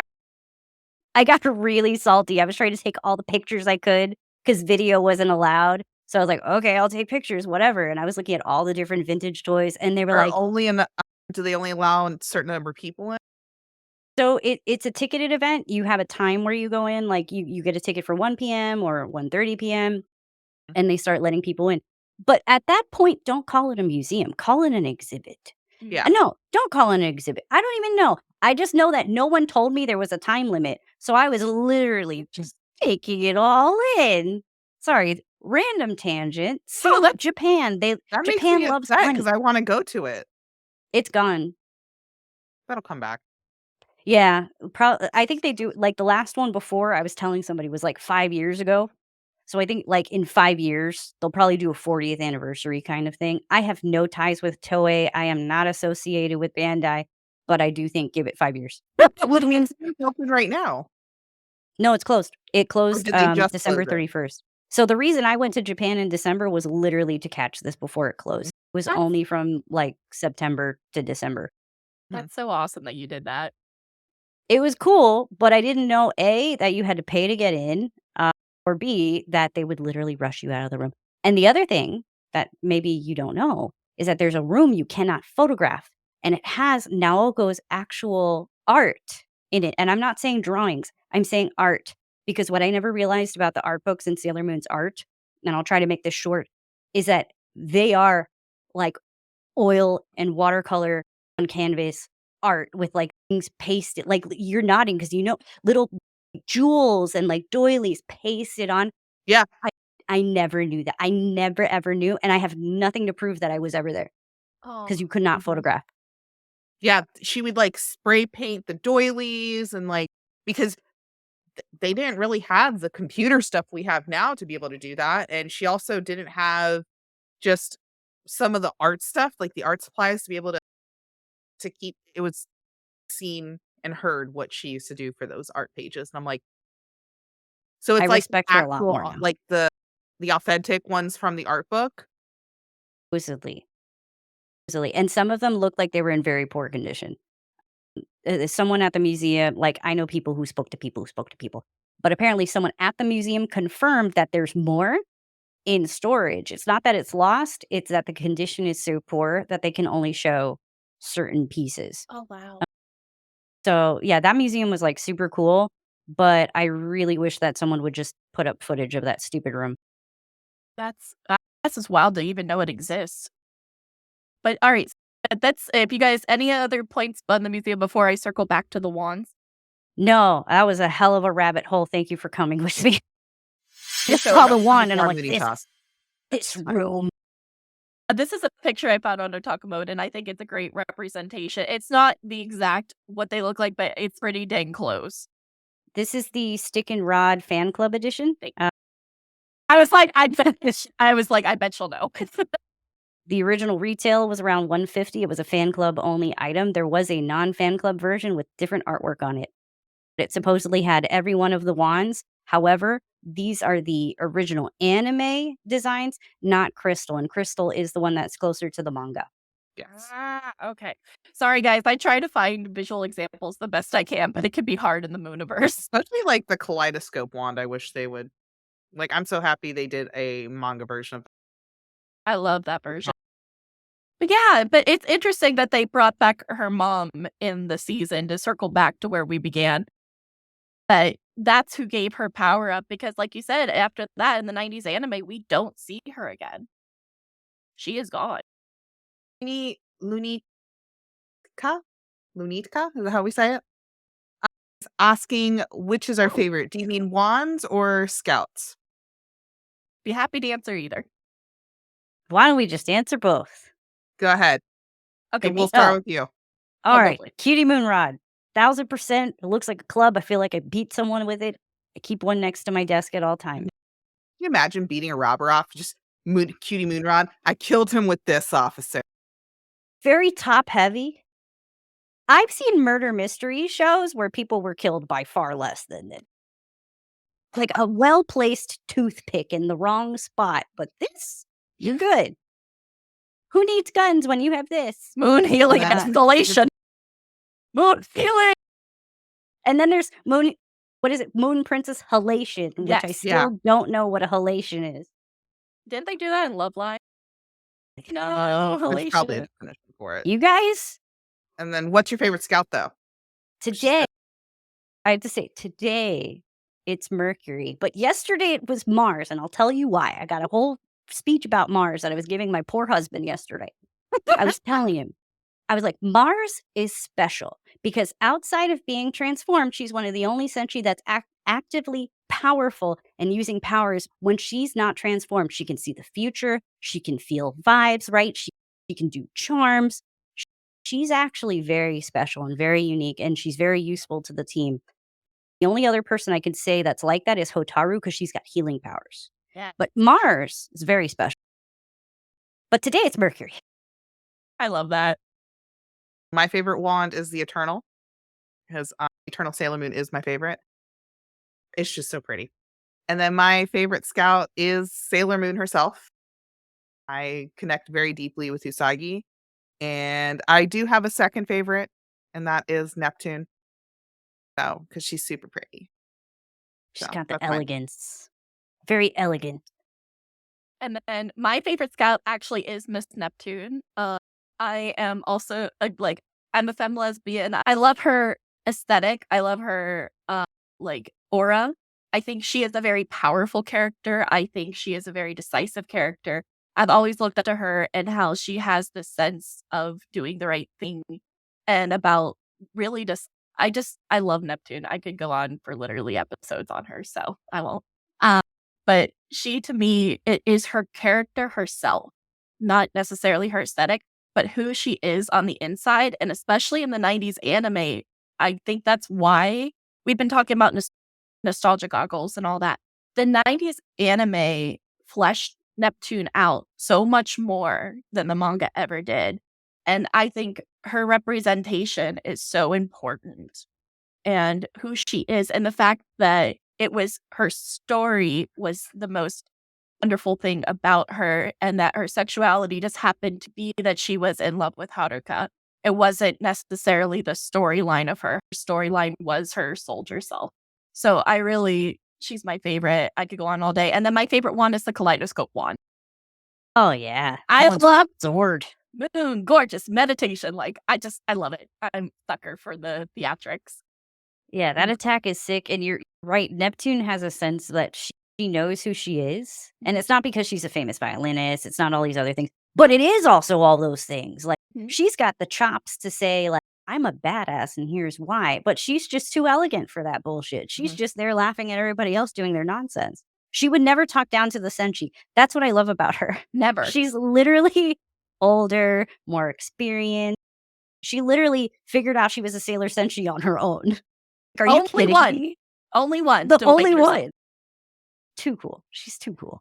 Yep. And actually, right now, we're going to actually get ready for our break. Do take a break for those who are tuning in for the first time. We're going to take a 15-minute break. So let's see, because what's the company, which is 3 minutes out. So at 8:20 p.m. Eastern, we're going to take a 15-minute break to 8:35. And then we will come back. And then we are going to get into the second half of the show, which we're going to start discussing theories that we have, which we've already been, but we love discussing more. And the second half of the show, and Selene is going to do her Moonie news. And am I forgetting anything, Selene? Oh, guys, during this time, the reason why we take a break is so not only ourselves, we can go get a drink, maybe grab a little snack. This is a chance for you guys to also stand up, stretch, use the restroom, take a moment to step away from your computer, and then come back. This just gives us all a chance to do that and just come back refreshed. And then I'll titillate the senses with some Moonie news. Titillate. We're using the big words today. There's times I can. I'm also out of coffee. I was like, no, me too. I need my coffee. I'm almost the show runs on I coffee. picked up to go drink it and there was nothing in it. And I was like, I have never been so sad in my life. All right, guys, I also we're going to let the dogs out. Oh yeah, go let your puppy ears out. Go. Everybody come back. We'll see you in 15 minutes. Hey everybody, welcome back to Eternal Mooncast. And now, with Moonie News, we welcome Selene. Good evening. This just in. Police are reporting an increase in phone calls for noise complaints in the Juban district. Reports indicate the sound of non-stop flute playing. While the melody is beautiful, no one enjoys it at 3 a.m. when they have work at 6. Police have been unable to locate the source of the music and have deemed the menace the Juban Pied Piper. Now, in other news, we actually don't have that much for Moonie news actually coming out. Like last week, we had a crap ton of stuff fall. This week only had one announcement. We had them actually show us the stickers that are going to drop in the Sailor Moon store for the 5th anniversary. Oh, they released this week. We got to see the images. These are going to be in the Sailor Moon store for the 5th anniversary. Very cute outfits. And these are just going to be stickers. That is all we've seen so far. And now I'm going to be that person You got it. pulling out my supplies. So this, we've seen this art before because it came out in Japan already as a clear file. So they're recycling art. What they love to do. But everybody looks fabulous. They look so cute. This is Some good cosplay material. I will say the most exciting thing that is coming out, and this I did announce this last week, was this right here. We are getting some full-size like Dead Moon Circus stuff for the acrylic stands. So I'm super excited about that because Queen of Helenia is near and dear to my heart for villains. So I'm excited to see this stuff come out. We're going to have stickers, and then they're going to have the Dream Mirror. Do you want me to ruin this for you? I love villains. I love villain merch. I wanted this so bad. But those acrylics are the size of one finger. No. One tiny little finger. No. I know. But I'll still get them. Because we don't get Oh, hell yeah. anything. It's the only thing we got. It's all of our Moonie news. Pretty cool. Alexis, I agree with you. I would rather have figures of them versus who stand. I'm a big figure person. Same. And yeah, I love muting acrylic stands though. But not one finger size. I guess I'm pulling out an acrylic figure. BRB. I wish we would get a Helenia doll because we were supposed to get one and then we never did. We were supposed to get one?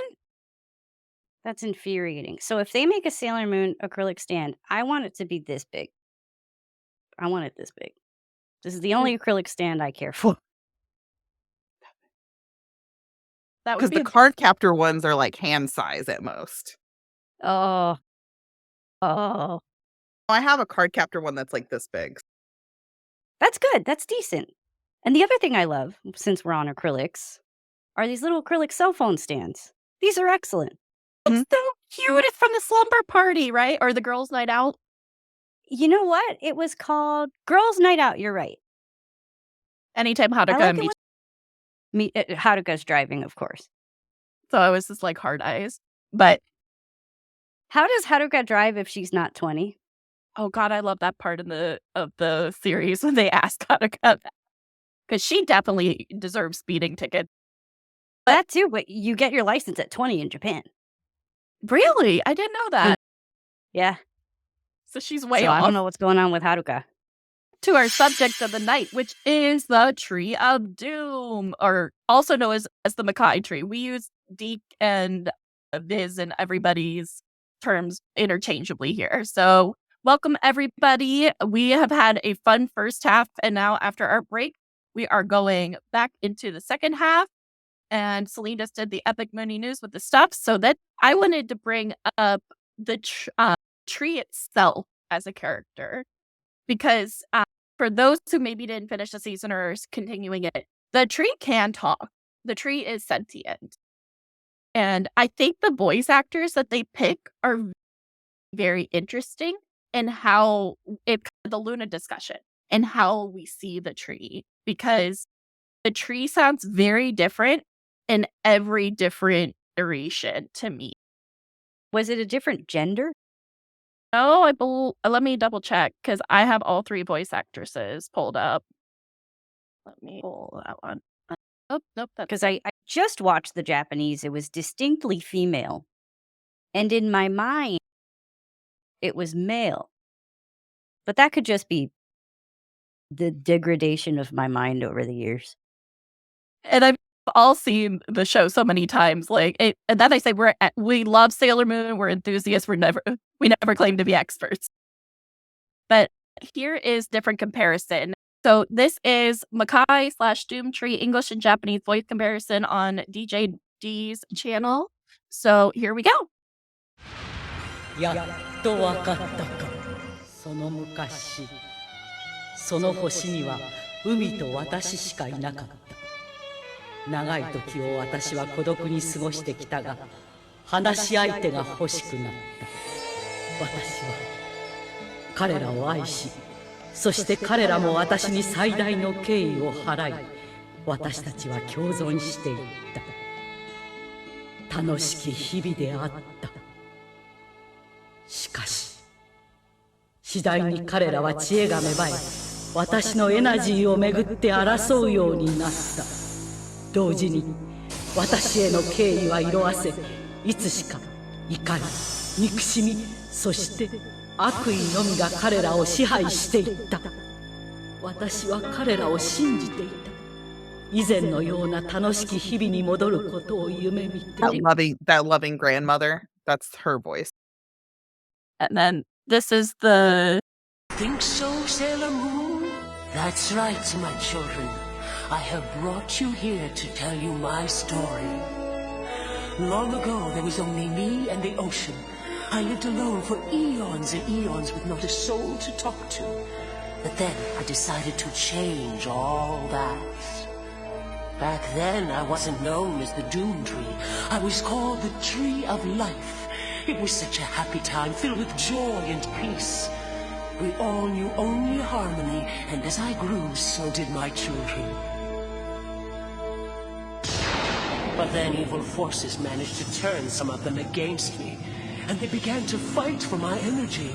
I tried talking to them, but they only obeyed the dark force, telling them that power was the most important thing. Soon all that existed in our world was anger and hatred.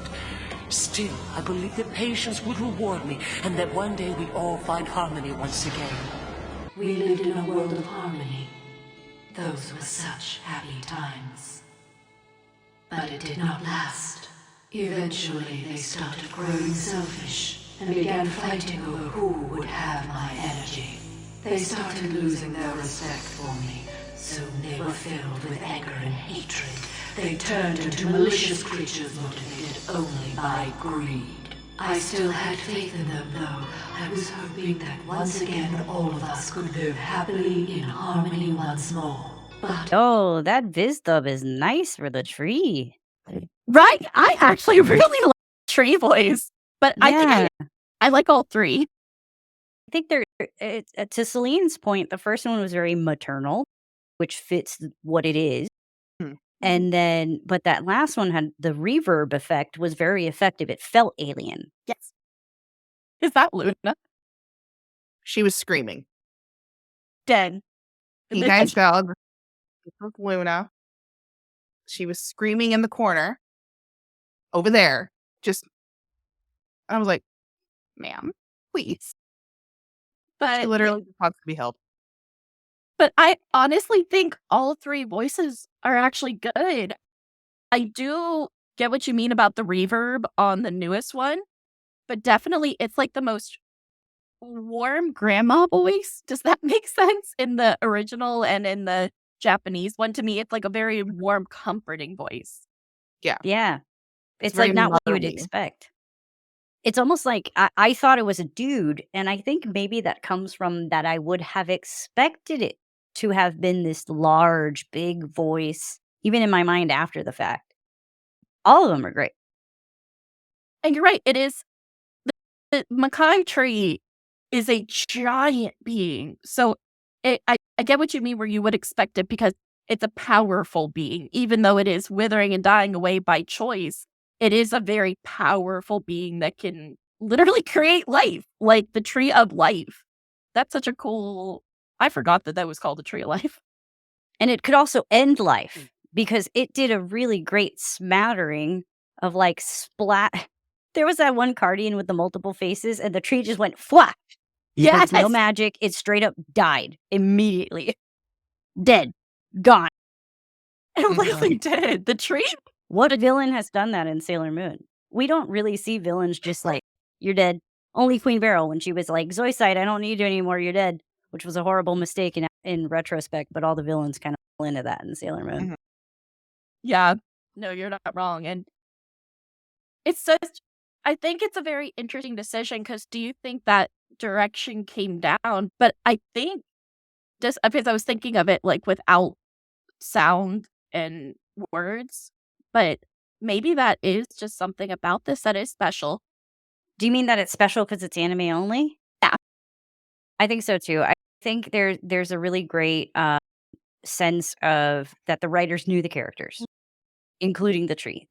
They had a plan for the tree from the beginning and they executed at the end. Everything seems to make sense. When you know about the tree ahead of time and you're rewatching it, it has a red aura around it a couple episodes before it finally says, like, I'm over it. And then that sapling, it's very, the way that they structured it visually, everything really adds up. It's very well connected. It was very well baked. You don't ask questions that don't have answers. Yeah, Completely go do, get 'em. at least in that arc. I agree. The other thing that I really do, it's one of the comments I was reading. Oh, there we go, Alexis. One thing that I love about the anime, they said, is rather than the manga, is the villains don't always die. And I think that's actually a really cool thing about this arc, because this arc, those, like, just referencing, we get close to a death, or we might have a death. I don't know how you guys see on the tree or when On gets attacked. I think she died. You think so? Yeah. She had a little blood coming out of her mouth. In anime, blood coming out of the mouth is very fatal. She definitely dies because he like holds her and is like, please bring her back. Yeah, I actually have the clip that we can Yeah. play. When they speak to the tree, you're right. Only Usagi and Alan go into the mind of the tree. On is not there. I presume it's because she's dead. Oh, that's right. I forgot about that. Let's see. Okay, so this is Anne and Alan Doomtree, and I'm not going to play it with audio because, let me double check it. Sorry, guys. Yeah, it's really not audio, so I'm just going to play the visual. Okay? Works for me. Okay, awesome. So this is the very end when, like you said, the tree has had it at this moment. And this video is from Moo Lounge on YouTube. Thank you. You see them being very surprised that the tree has become this like angry creature. The tree's anger, I think, is in full force right here. It's because it's been corrupted. Like, at this point, the tree's been corrupted. And it's lashing out because it's been corrupted. And then here's Anne showing her love for Alan. And that moment of realization. That animation, though, in this moment is so good. Final episodes for arcs are always the best episodes. They have the best animation. Yeah, and I'll quote my husband on this from about 2 hours ago. He said that this final battle felt more like a movie than Sailor Moon Eternal. Yeah. Controversial statement. I like that kind of opinion, though. Yeah, he's a One Piece fan, so take that as you will. And this I've moment. got opinions. I've got an onion about Sailor Moon Eternal. Let's go. But I think it's interesting how Alan just accepts death at the end because he can't imagine living without Ann. I think that's a really... He does say, I'm going to join you soon.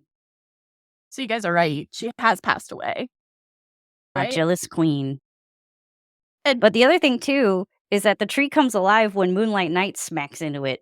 So, like, is Moonlight Knight made out of pure love? I'd argue yes. Absolutely. Absolutely, actually. Yes, he is. Oh, and he touches it, and he's the embodiment of love. That's so cute. He legit gets whacked into the tree like this. I forgot. That's so poetic. Because he has love. Oh, I love that so much. He's also a very easy cosplay. You're not wrong. And sorry, what were you going to say, Selene? I was going to say, I was like, poetic as in he's gone, thank God. He was a little much. I couldn't stand the poetry. It was like the love of children and the 21st century and whatever. Oh, man. There's that one episode where back to Moonlight Knight. There's the one episode where it's a Sailor Venus-centric episode. The kids are getting attacked on the school bus. They're watching the villains fight Sailor Moon, whatever. And Moonlight Knight, when he does show up, you'll notice all the kids are on the school bus. And Moonlight Knight is at the end of the bus. And he's giving his whole speech. And the kids are just chanting, Sailor Venus. And he's like, look, they believe in you. And I'm thinking, are the kids not seeing him because he's off to the side of the bus? Or are they not seeing him because he's not real and only the Sailor Scouts can see him? Because I got questions. Oh my God. But he's made out of love. I never noticed that. Is he real to other people? Ale and Ann seem to see him. And Mamoru, too. I don't know. That's a good theory because it's like, why can some people see it? Because isn't it also like a fairy tale that sometimes kids can see things that adults can't? Yeah. But they don't see him. Or like, he loves poetry, so maybe it's like they don't care about poetry. Maybe it's that simple. There's a man. They were like there's dude in a bed. Yeah, they were like, talking. There's a monster. There's Sailor Moon and Sailor Venus. That's my English teacher. I'm not paying attention to him. It sounds like my English teacher. I'm just going to leave him alone. Exactly. You're not wrong. No, I love that episode. Whenever Moonlight Knight is the most supportive version to me of Tuxedo Mask and Demi, whatever you want to call it. I love the Moonlight Knight because he is there for them and no other. It's super just motivating. And he has a sword. He does have a sword. It seems so much more effective than a baton. He does use the rose, but he did use his sword like 2 times. He's in he's in less than 13 episodes, but he uses his sword 2 times. You know what? You're right, because the total arc is just 13 episodes, but you're right, he does. That's crazy. Oh my gosh. And then I just want to talk also for a minute about how, do you guys remember, to me, one of the biggest, strongest parts of the season, I know it's going to be kind of, it's when the Inner Senshi are about to go into battle to go find Usagi in the tree. And the building has been taken over and everything is vines. And oh my gosh, I just love that scene. Okay, I got a lot of thoughts about that scene in particular. please. I adore that Ray tells them to stop attacking. She realizes it innately, like, it's in her ability. She's like, "Wait, I think it's sentient. Okay, let's try to, like, just," and it opens up. It literally opens up, and they go inside, but it's a trap. So the tree's sentient, but it's sneaky. And then they try to get into an elevator, and the elevator door's not closing, and the roots are coming at them at, like, high speed, and then, like, I don't know who it is. It's like Jupiter's literally hitting closed door, and it's not closing, Yeah. and then she kicks the top of the elevator, and that's how they escape. I think that's so cool. Elevators in Sailor Moon are so dangerous. Anytime you see an elevator, there's a problem. Tuxedo Mask's hanging from it. They're kicking the thing. Like, if it was not for that elevator, I swear to you, the main cast would be dead. Yes. Or at least the escape from the elevator almost killed them. It's a really good moment. Like, the soundtrack is phenomenal. It's this, like, very 90s, but you feel the tension. It is very much of, we have a mission, and this is do or die. And we we don't get a lot of strategizing in Sailor Moon. And that's what you see there. You see the team is actually utilizing their strengths. Mars with the emotion, Mercury with the brains, and then Jupiter's like, let's escape through there. She kicks it open. Everybody has a moment to shine in what, like 3 minutes of screen time? and Venus with her leadership. Yeah. Fantastic. 10 out of 10. I love it. But I think that happens in Sailor Moon season because to me, it reminds me a lot of in Supers when they go in the tent and they face their mirror selves. And it's that tension again. The two scenes remind me of each other. Do you remember them or am I going too obscure? Because I go pretty obscure sometimes. I think I'm thinking of the beginning of Stars, but that one's not mirrors. I think that's the one where like the outer Senshi team up with the inner Senshi. It's the one where the most famous one to me is the one where it's Venus looking at herself and Venus is like, you do all this for nothing. You used to be the main star and now you're just a sidekick. And it's like that type of... Okay, so I won't go too far into it. But That's a deep cut. It's That's solid. Which arc is that? Supers. That's when they first enter the Dark Moon Nihilania's Circus. Palace. I could do an entire episode on just that section. I have a lot. Yes. What you're talking about. It's when they first enter the tent. Yeah, the thing about Nihilania, and every time she's on screen, I get confused between seasons 4 and seasons 5. Because, like, okay, we fought her, we had a great final climactic battle, and then we did it again. Okay, let's go. She's got, like, 2 deaths. And a lot of people even forget that part exists. She's got a rebirth at the end of the second one. Galaxia literally was like, hey, yo, you're trapped in a mirror in space. Come on down. I swear to Those you. Like, bitches are still alive. Literally, I she's know like, you're by the in there. way, they're still alive. And Helena is like, no. who's that? What voice is that? She never even sees Galaxia. Oh, that's right. She just hears her voice. She just hears her voice. That's how powerful Galaxia is. I love Galaxia.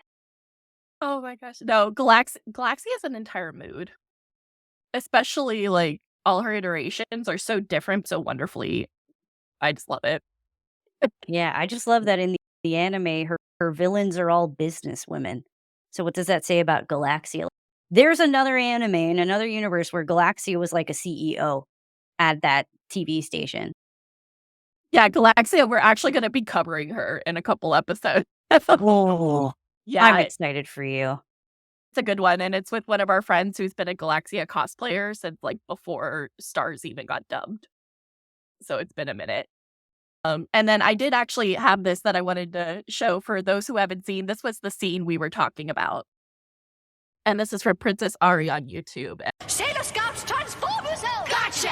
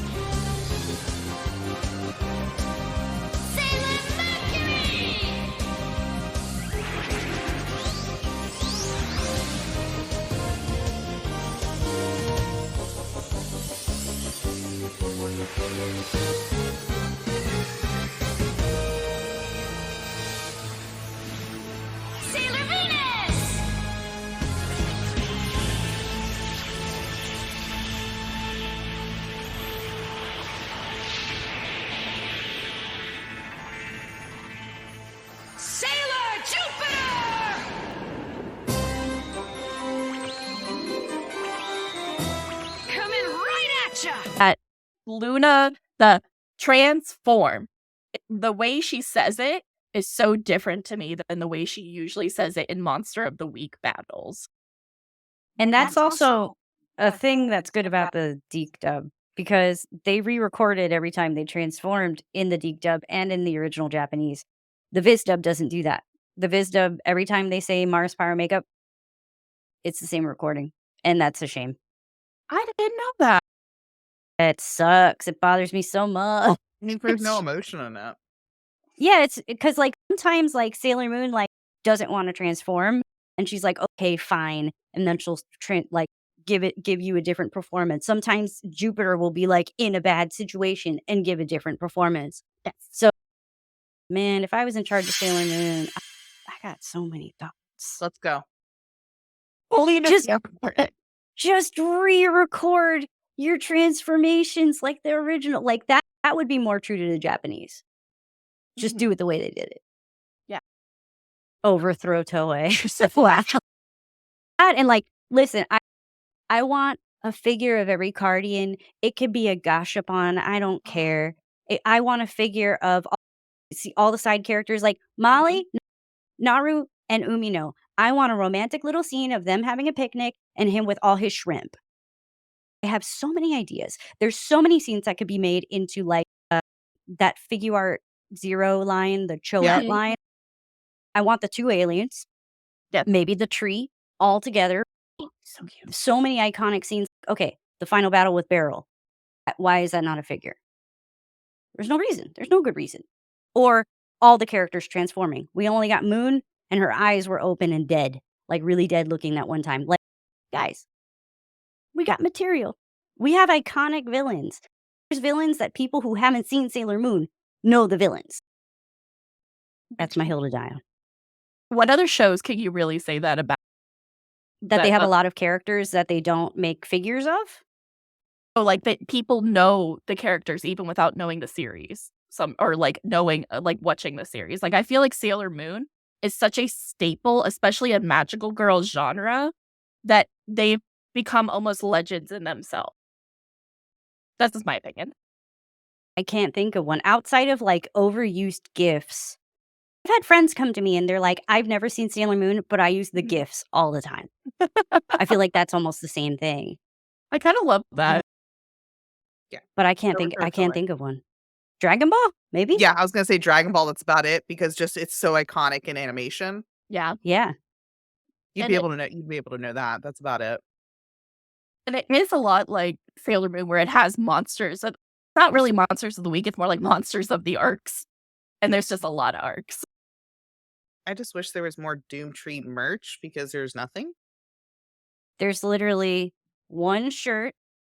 Now let me That I've never seen before. Never in my life. It's the only one we've all really? I feel like we've all seen this like online. It's the only one. I've seen the image. I didn't know it came from a shirt. Yeah, I've Yeah, seen if label. It says 1999. I love sounds about that. right. And it has this beautiful logo. I've never seen this logo. Look at that. Oh, look how pretty that is. So pretty, that writing. Back when they had a little bit more licensing freedom, when they did things, artistic freedom, when they were There's licensing over here. Yeah, there's another really beautiful shirt from R. I also used to own it, and it's the sunset, the Sailor Senshi's her face is close up, and then they're standing on like at the bottom. It's like a big rectangular design. Beautiful stuff. Had some beautiful stuff back then that you just don't see now. There's a lot of limitations that Toei puts on licensors. Oh, really? Like they mandate, like everybody complains. They're like, why am I only seeing Marco Albiero art on everything?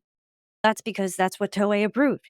Toei is only letting people make Inner Senshi merchandise and Dark Kingdom merchandise because somebody at Toei, I can't tell you who, I can't tell you if it's Naoko, I can't tell you if it's Bandai executives, and I can't tell you if it's her editor, her assistant, Osabu. Somebody's making these poor choices. Like this merch, this picture I've seen 1,000 times. Yeah. I've never seen an alien. Not in 20 years. Yeah. I think they just don't have, I'm like, get a Sailor Moon fan on your board. Someone. Listen, but the thing is, they don't listen to us. So, like, No. I don't know if we'll ever see Doomtree stuff. We might see it from, like, what's the one garage kit? The E2046. Yes. We might see, like, we ask them hard enough, they might give us something. Let me tell you something about E2046. E2046, you bring up a really good thing. They actually have, maybe I'm not supposed to say this, somewhere on the internet, there is a fan group that they run where Sailor Moon fans suggest and tell them feedback on their designs. What? And it's somewhere on the internet and I can't say where. But they do actually listen to the fans, unlike the actual license holders. Wow, I didn't know that. That's awesome in a way. It is Like, the same thing over and over again. And I'm just like, yes, I'm gonna buy it. Or they have like all these new collabs, and I'm like, can we have merch for stuff you guys haven't done yet? Yeah. Like, where are the Witches 5? I would They've kill. got a for one of poster their with them merch. on it, and that's it. Okay, That's it. and for those, Although, no, it's her Tomoe and his assistant got a doll, and that was it, I think. really, Yes, because I do. hold on. But his Tomoe and his assistant, is it Kaone? No. Priority night. Kaori Knight? Kaori Knight. They got figures. Really? They've got dolls from the American line dolls in the blue boxes. Oh, yes. Okay, so I don't know. One. Tomo definitely, and I think you're right. I think Kaori Knight, but they probably like covered up her top a little bit. No, she's wearing her like lab. No, she's in her Oh. like lab suit, her like lab jacket outfit, Oh wow. like her human form, like her science assistant outfit. That's what she's in. But that's it. I do have the That's one it. piece of merch that I could find. For those, Oh, that's it. The DVD. They're on the Okay. DVD cover. But it's the edited DVD. yes, the edited, that one, but just to Mhm. prove it does exist. And I guess think Yeah, what? that's you're it, not- though. You don't see Doomtree, and I'm upset about it. Oh, and there's the VHS box set. I could go grab it if you give me 2 seconds. Yes, please, if you don't mind. Be our bizzle. If you guys can't tell, we're all big Sailor Moon collectors here. I collect mostly Uranus and Neptune. Celine's collection is, hang on, that, It goes up. like, it keeps going. That's a beautiful collection. All right. My wife Okay. made me display it. I'm trying to find the aliens on this. All right. This is the VHS set that explains why Americans are obsessed with this art, because you gave us the whole thing. In one go. We got Ann. Got that one mermaid lady for some reason. And then we got, they messed up on this one, actually. So we got Alan up here. This is the lady that killed Nephlite. That's Grape. Her name is Grape. I remember her. She came up on How Phyllis dare Lee. she have such a ridiculous name? Oh, right. But you're right. I think they put her on because of Buffy. Yeah, here we got, this is from the last episode. That's so That's it. cool. That's as much as you'll see of these aliens, though. Oh my gosh. That's a beautiful VHS, though. Oof. This is my original VHS set. This came out in, doesn't say. Oh, wait. How does 1995 does not make sense for this, because I know that this was not out in 1995. Yeah. Whatever. That's weird. Yeah, mine says 2002. Yeah, the DVDs, definitely the DVD. The DVDs were interesting. They had a Probably subtitled 97 release and then a or dubbed something. release. Oh, they did? 98. Oh, that's interesting. Okay, so let me switch us back to I this. think Doomtree, that came out on VHS like 98. Yeah, probably. I remember getting it Electronics Boutique, and I was probably 10 or 11, so that tracks. I'm so glad. I love I that was set. in middle school for that. That's a great set. It really is. Oh, I'm wondering if I own it, because I bought like a big set from someone with like DVDs and stuff. I'd have to go look on like my shelf, because I got like the pink box Sailor Moon kiss the VHSs still. With the sparkles. Yeah. With Yeah, my those are favorite one was beautiful. the Moon Princess one. That's one of my favorites. I've watched that tape so many times. What a great, like, those episodes were just a beautiful selection of, like, this is all you need to finish the show. Exactly. Tension, drama, romance, bam. Season. One other thing I wanted to talk about was specifically Usagi and Ann's relationship and kind of their friendship, especially how I kind of credit the season for giving me a perspective as a kid of you don't know what's going on in other people's like lives. And I do like how their friendship did form by the end, that they did the good. Of course, it's Usagi. She always sees the good in people, but like she actually struggles a little bit trying to learn to like On because she loves Alan. I was very proud of finding this art from the magazine, You should be. This by is the way. amazing art. I was like, I found this and I was like, oh, chef's kiss. Fantastic. Was this new type? Possibly, It looks but like this is it's definitely beautiful. from a magazine. Yeah, they really hated each other, like, just right from the get-go, but they were I said colleagues, fellow students. They were fellow students. They did get stuck in detention together that one time. The teacher forgot that. But you made a really good she totally forgot. She went on a date. She was just dick spotting, just paying attention to anything but the kids. Like, "Oh, there's something important I need to be doing." And then that's when she got attacked and that weird Cardian started choking out the ducks. It was that moment, That was the episode. that episode. And the Cardian didn't listen to Alan because Anne didn't choose it. But back to your point, though, you don't know what's going on in someone's life. Usagi came to their apartment thinking that Anne was sick, that Alan was sick, and she found out that they said their parents had died. Which, okay, is that a lie? That's not really a lie. They're alone, completely alone. They have no family. And Usagi, you could see she like felt for them. She was thinking about it. You know, Usagi is a very interesting character because she's like, she's an airhead and she feels more than she thinks, but that's also her strength. They tell her, oh, you know, parents are gone. You could see Usagi was processing that. Makoto was like over it. She's like, I hate this Ann bit. But Usagi, it's true. If you watch her, she's like, let's get out of here, guys. But Usagi takes the time to think about other people's feelings. You don't know what's going on with somebody else, even if they're an absolute asshole to you. Because Anne was just asshole, which is why I love her. I love her so much. She's very they know what character they were creating with that. Yes. She was a well-formed character. Yeah. Oh my gosh. But this kind of pulled in to my theory of the night of I honestly think that the Tree of Doom, here's the thing, the first season taught us about how to be friends with people, how to come together, how to have a similar camaraderie, because it is the scouts coming back together. It is the scouts having the same mission and the same purpose, protect the princess, the Silver Millennium. Or semantics.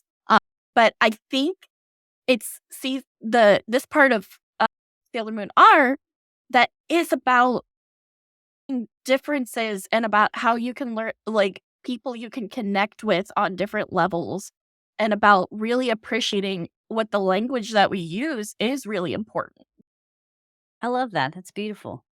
And I think it's still inspiring media today. And to bring this in, is anyone in the chat a K-pop fan? Oh God, how far are you bending backwards with this one? Not too far. So it's a group called Dreamcatcher, and they have a trilogy called the Dystopia Trilogy. And the first album is actually called The Tree of Language. And just Loki. And what it is it actually starts out with a tree, and it says, one day the light did not come, people suddenly forgot how to say good things. And to me, this shot reminded me of the Tree of Life. Like that place, and I won't play like the whole videos or anything because they're 3 minutes or whatever. But I think what the trilogy is, it's Scream, which is Speak No Evil, which is about like how words and all that can hurt. And then Boca, which you see the tree, but look, the tree went from golden and then it withered and died. I swear that's a Sailor Moon reference. So that's kind of what it could be. Because there's a lot of Sailor Moon references there. People are like, is this a Sailor Moon reference? And I was like, I wouldn't have got that till you said something. But it's the tree. They're talking about language. The whole song is about why do you feel is about how words can really hurt and about how you don't know. And there's literally the second part of the trilogy, you actually see the same tree, and it's literally called Boca, and it's about how the words can. One of the lines is, "Why do you fill your time with so much, your precious time with so much hate?" And you see the tree turn red. I don't know a lot about K-pop, but is it called boca because boca means mouth in Yes, Spanish? yes. Okay, And okay. the tagline is, I want to make sure I pronounce it correctly. Yeah, because they're literally. Oh, let's see. I know these lyrics off by heart. I swear to God, I've listened to the song more times than is necessary. But it's basically talking all about how I will not open up my boca, my mouth. I will not say these horrible things. And you see the tree in the background, the entire trilogy. You see them talking about unprovoked gaze, continual questions. To me, this is a lesson that we got. And at the end of it, you actually see it with technology, which I think is kind of cool. And it's all about cyberbullying, but the tree is red again. And so to me, I really see an influence. I know I'm stretching, but like I think it's kinda cool. I think that it could be that the people who grew up watching Sailor Moon are now making our media. And I think it's really cool and it's showing the importance. And I love those songs because they are about how much words can matter. And I think Sailor Moon did teach that lesson in this arc. I think you're 100% right that the people who did like Sailor Moon are making media now. I see references to Sailor Moon everywhere. And yeah, the colors of the tree, it makes sense. And if you believe it, like that's what that episode about is with the kids. If you believe it, that's what matters. And I agree with G. Palmer. Forgive me if I'm pronouncing it wrong, but they said, I know it's cheesy, but I do like how love is such an important force in Sailor Moon. And continues, both love and hate, loneliness and caring have an energy to them. And that is so on the nose. That is such a good point because that is why the tree is poisoned. But in real life, like that, though, all of those aspects can change your life.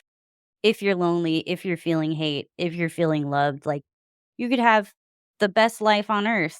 If you don't have love, come on, like Yeah. And I do love that Sailor Moon is able to convey that and is able to make it in a way that everybody can understand it. You know what I mean?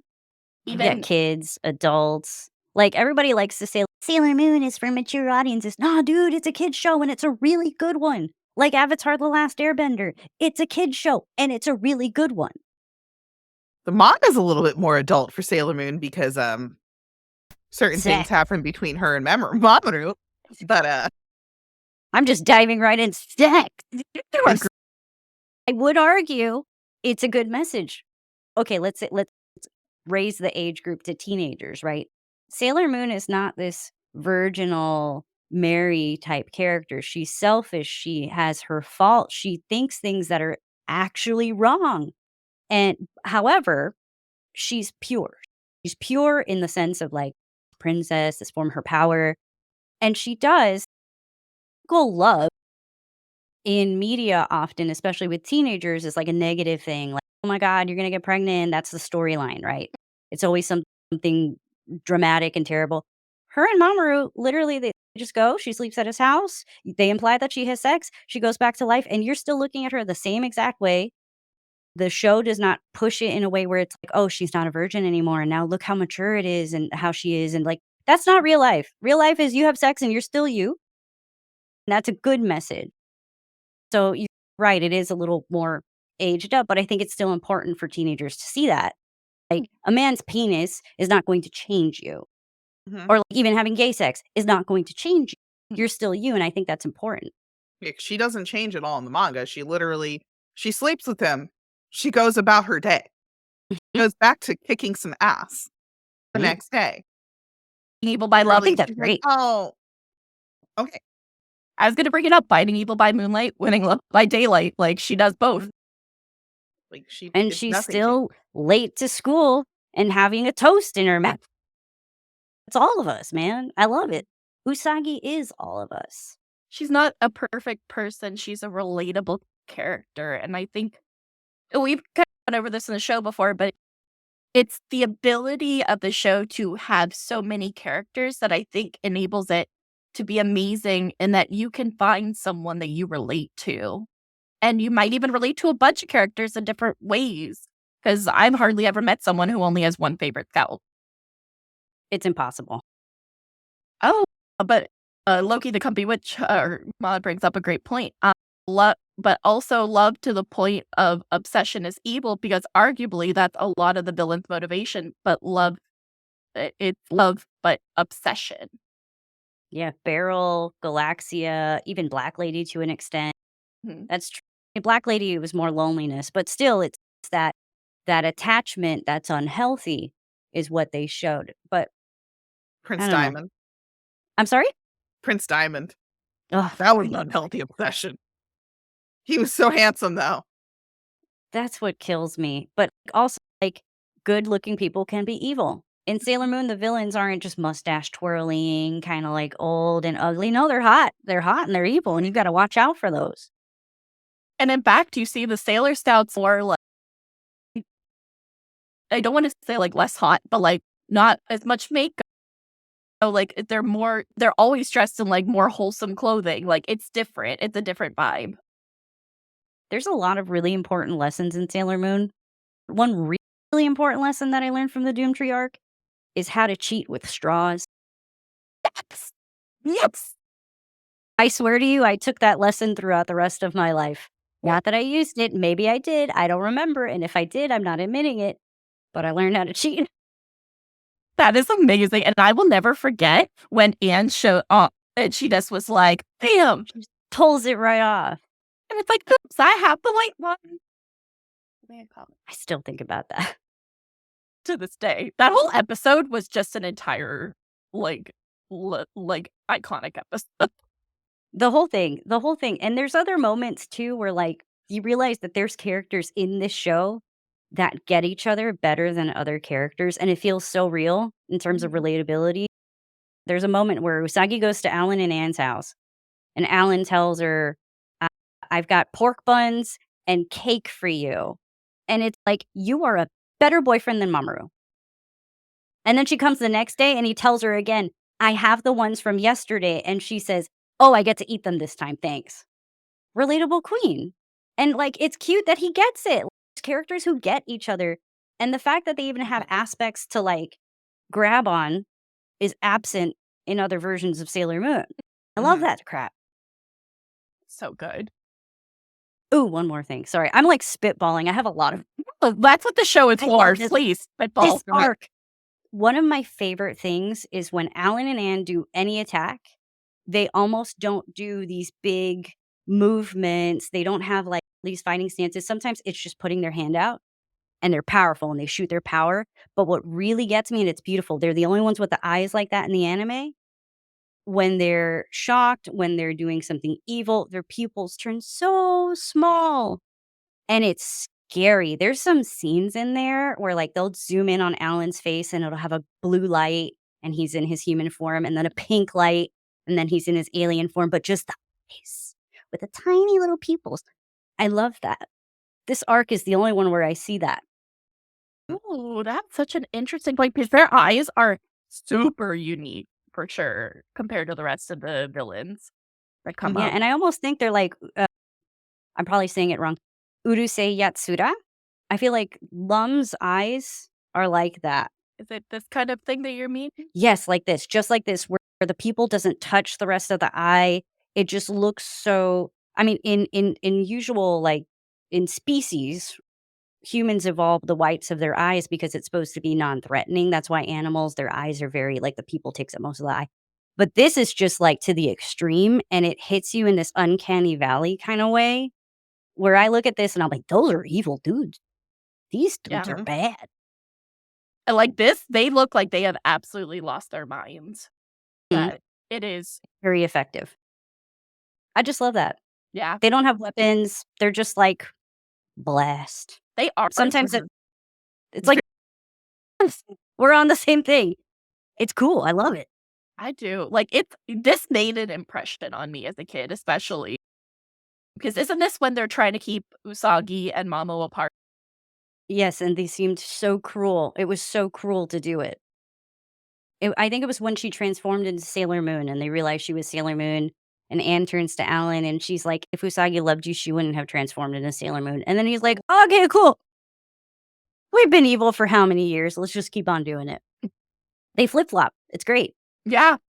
What do you think of their redemption versus the sisters' redemption in the rest of the arc of Sailor Moon arc? I think the sisters got a lot more development, especially afterwards, because they're redeemed in the same 10 minutes that they float back off to space. Yeah. But Yeah. it's I wouldn't say it's incomplete, though. I'm not saying it doesn't really, it doesn't get the job done. I don't think I need to see them living as humans. They're not humans. They know who they are now, and they're gonna go do that. I don't even know if they should have said goodbye because they're in love with each other. I don't know. I want more aliens just because I'm selfish and I love that arc, but I think Mhm. it's good as it is. I don't know, how do you guys feel? I feel they probably rushed it because they didn't have anything else to go off of because again, that series is standalone.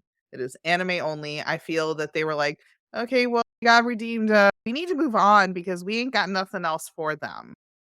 We Yeah, have they're like, enough just manga now to continue, yeah, they're like, "Go, get off the screen." please." And then they compare it to the sister going back to that, um, I find it funny because the sisters don't get redeemed in the manga. That's No. true.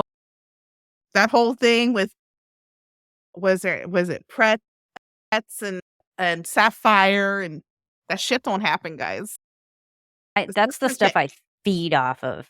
I love their relationship. I love watching when the villains are in love. Like, they're evil and they're bad, like Zoisite and Malachite. Zoisite is, like, irredeemable, but man, do I love watching those 2 men together.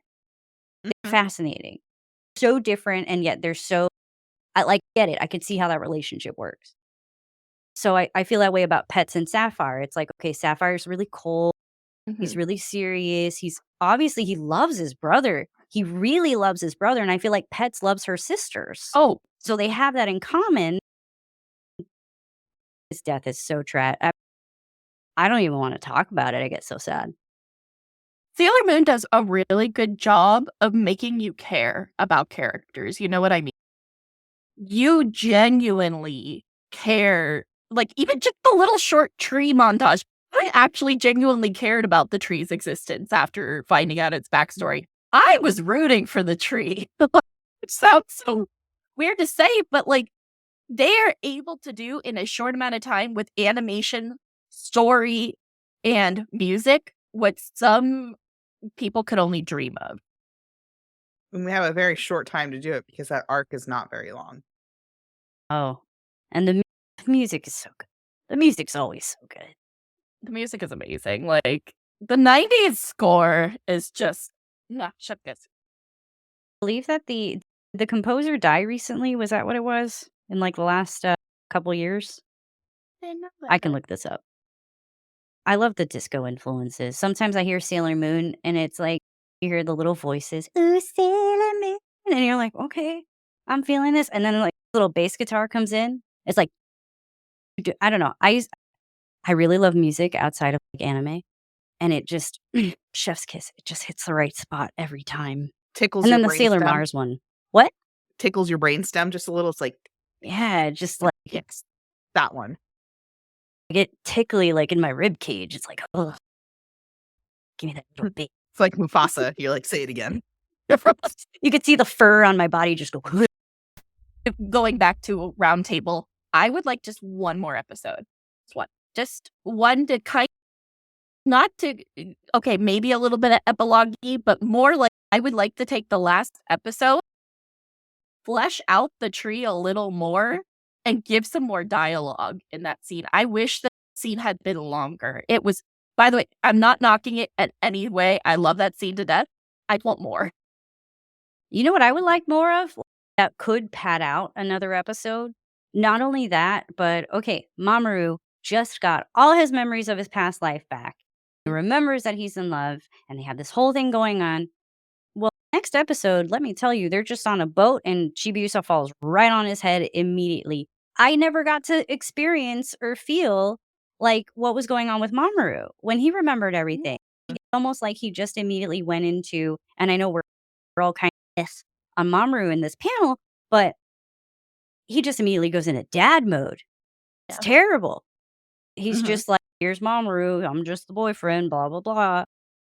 I want kind of, Usagi, I missed you so much. I can't believe I forgot you. It was the worst, like, 13 episodes of my life. Yeah. But, like that's still missing in Sailor Moon. That's a criticism of Sailor Moon Classic. Because it just goes right into it. Like, here's Chibi Usagi, here we go, we're on a boat. Okay, great. Yeah, we I didn't want get. more relationship. He had to have had feelings because Darien was a complex character in the 90s, especially with his backstory and how he relates to people and how Usagi brought in his world. Like, I want to know, how was he feeling? And maybe that's what would have made him kind of our dude. He's not, and there's a reason for that. And also, I'm a Ray fan. I want to know about Ray still has to be dealing with the fact that the guy that she was kind of dating is now with her friend. Like, guys, that was only like 20 episodes ago. It was only 20 episodes ago where it was like, oh, they're in love, haha. We never got to hang out with Ray and see how she feels about it. I'm sure she feels some type of way. But that only I the feel 90s some anime type of way could do. about that whole situation because that never happens. I was like, who's Like, you needed some kind of, like, resolution there, right? What is she thinking? What is she feeling? Something to that's what I want. Just one episode. I want their feelings. Not Much- everybody's feelings. They didn't really do anything with Mamoru. Mamoru was just like, hey, we're going to give him this. And I was like, y'all are even like horseshoes and grenades right now. You're not even getting close with what Mamoru is supposed to be in the manga.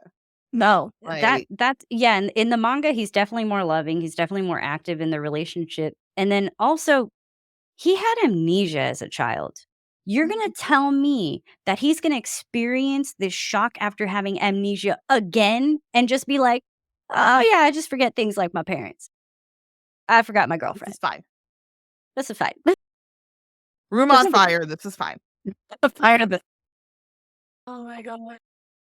I think I have a problem with Mamoru. It just in the 90s anime in particular, and you kind of get in this Doom Tree arc, and I think it's stupid that he didn't remember. Like, all the scouts get their memories back, but the cats don't give him his memories back. And they fight over it. They fight over it constantly. Usagi is begging them to give him his memories back the whole time. They don't confirm or deny that they can. She Yeah. asks Luna pretty directly, and Luna doesn't say if she can or if she can't. And I guess that's the anime people couldn't figure it out, or they just didn't want to. I got beef with that too. Cruel. I think it was cruel. It was, and especially what happens after. Yeah. Like, oh, afterwards, it's like, oh, your heart's broken. Let's do it again. Yeah, I just I don't appreciate what they did in the 90s anime. I feel that it hurt an integral part of what Sailor Moon is. And it's because you don't really get this heartbroken Usagi inside the manga. And so now you have Usagi in the Doom Tree arc where she's just trying to get Mamoru to remember her. And he just straight up ignores her. And I'm just like, y'all, this is some gaslighting shit right now. Can y'all not, please? Yeah, And you're then you 100% have right. the series right after in R with Chibiusa coming in. And then he breaks up with her because King Endymion is warning him. And I was like, this little. That's like the equivalent of like waking up and turning around and telling your person, I dreamt you were cheating on me. That's what he did to Usagi. It was like, I'm breaking up with you because of my dream. Stop it. He doesn't I even did tell her everything that was that. in He's my just dreams. like, I'm not in love with you anymore. He doesn't Ugh. tell her about the dreams. And I'm like, listen here, motherfucker. This is bullshit. Is it in this one or is it in Crystal where he tells her, just because we were together in the past doesn't mean we have to be together now? That's the 90s. It hurts. That hurts so much. That's the 90s when she goes to his apartment and realizes Rini is there. And that's when she goes to the phone booth and cries her eyes out. And I hear you, little We shit. were all kids watching this. And it hurt his kids. Like I remember. It did. I was bawling. I was bawling my eyes out. Right before school. Shit was on at 5:30 in the morning for me. I And I believe was it. just like, and we're crying. I was just like, And this like is we bullshit. didn't know where the plot was going either. It was just like, I don't know. They were in love. They were the princes. They fought Queen Mary, and now it's But the whole season is him just being horrible to her and being like, "Why are you so obsessed with me?" and then going on a motorcycle with other girls. Don't like that. I think it's the problem is all the gaslighting and stuff like that happen. And I'm just like, but that's not who Mamoru. Also, the miscommunication. That kind of shit drives. I'm just like, talk to the person because they talk like when he has a thing going on, he tells Usagi. He's like, hey, by the way, I think something's happening. I don't feel good. And I'm like, oh, you weak little bitch, you're fine. And if I had a dream, a prophetic dream that said like, "Someone's dreamt that they've died," right? No one wakes up and says, "Oh, I can't talk about it." No, you're like, "I dreamt I died. Huh? Oh shit, I dreamt you died. It was horrible." Said he was like, "I guess I'll just break up with her." Him and his prophetic dreams. In season 1, it was Princess Serenity, just like in silhouette. Bring me the Ginzui show, the silver crystal and a pizza. And it's like, Big mood. I don't know if you guys have seen Abridged. It was so good. Someone needs to put it back on the internet. But he has these stupid prophetic dreams. And he really actually follows them. Like, if I had a dream and they were telling me to find the Ginzui show, I'd just like Google it, find nothing, and then go about my life. Mamoru follows his stupid dreams. He's kind of, I don't know, is he of lesser intelligence? I don't know. I question it. Naoko did love her like stupid weak men. Actually, Yeah. she talks But- about that, doesn't she? Yes, constantly. That's why she married her husband because he was a hot mess, and she loves that. I'm like, I've seen ma'am, pictures of his please." room. So messy. Yeah. Oh God, it was when they showed like what his house looked like. I was like, ma'am, Get a vacuum. I want to vacuum just because I saw it. But going back to the Doom Tree, I think, like I said, what we've said from the beginning, it was very unique. It was its own thing. Like they made this shit up on the fly, but they made full-fledged characters. And like the Cardians, the most brilliant thing, the most brilliant monsters, the most unique monsters based on like mythology and all that stuff. And then they were tarot cards, but also they weren't people. We'll Where just go back to being cards. they were cards. Now you did kind of in the barrel arc with the monsters, like the monsters were actually monsters that were part of the Negaverse, but those were probably humans prior because she did corrupt half of the earth. But the Cardians are very unique, just in general, the way they were summoned, the way they were used, the way Ann and Alan lived, which is off the energy of the tree. Yeah, I found it all very interesting. The fact that they put that all together with nothing, because they were like, "Oh, we need to make a filler," but the filler episode didn't feel like a Naruto filler where it's like an East Bumblefuck. Makes no sense to the timeline. They made it fit into the timeline, and I think that what makes it so unique is it kept flowing, and we flow right into Chibiusa's arc with no hindrance. It was so seamless. You And don't the see that a lot. You don't Cardians, see that with like filler. the cherry tree Cardian. Oh, Oh my so god. good. So good. So beautiful. There's even the I keep going to the stupid baby episode, but the one that attacks the babies, she always appears in front of the sun. It's like a shadow, and they always shoot her from this an angle from underneath, and it makes her look so like she looks like a tier 1 villain. Like they treated her like the DD girls, and the cherry tree one as well. And like even the simplest ones, like Dampier, the first episode where it's just Sailor Moon and Naru's getting attacked. Like she's got this cool like Grace Jones haircut going on. And I was watching it again, and I was telling my husband, I was like, "Oh, this one's called like Vampire or something." And then it's like Yeah. Dampier, and I'm like, "Yep, She see, was I remember." Vampire. That's it. That's all she says. I would love if they didn't just say their names though. And Like I a think Pokemon. that it's like Pokemon. It's like Pokemon, and that really only happens in the original. And again, goes back to the Deke dub. Yes, changing things is bad, but I like it when the monsters talk English. Pretty words. My husband was asking me, he's like, if they're not saying their names, like, what are they saying? And I'm like, I don't know, like, how to get your aliens, babies. I mean, your energy, baby. I don't remember what they said. They just said something evil, and it was fun. They sound like they sound like the bad guys of a really good Saturday morning cartoon. Yeah, like Captain Planet, which I love. Captain Planet and Sailor Moon are basically the same thing. I love it. I'm not gonna.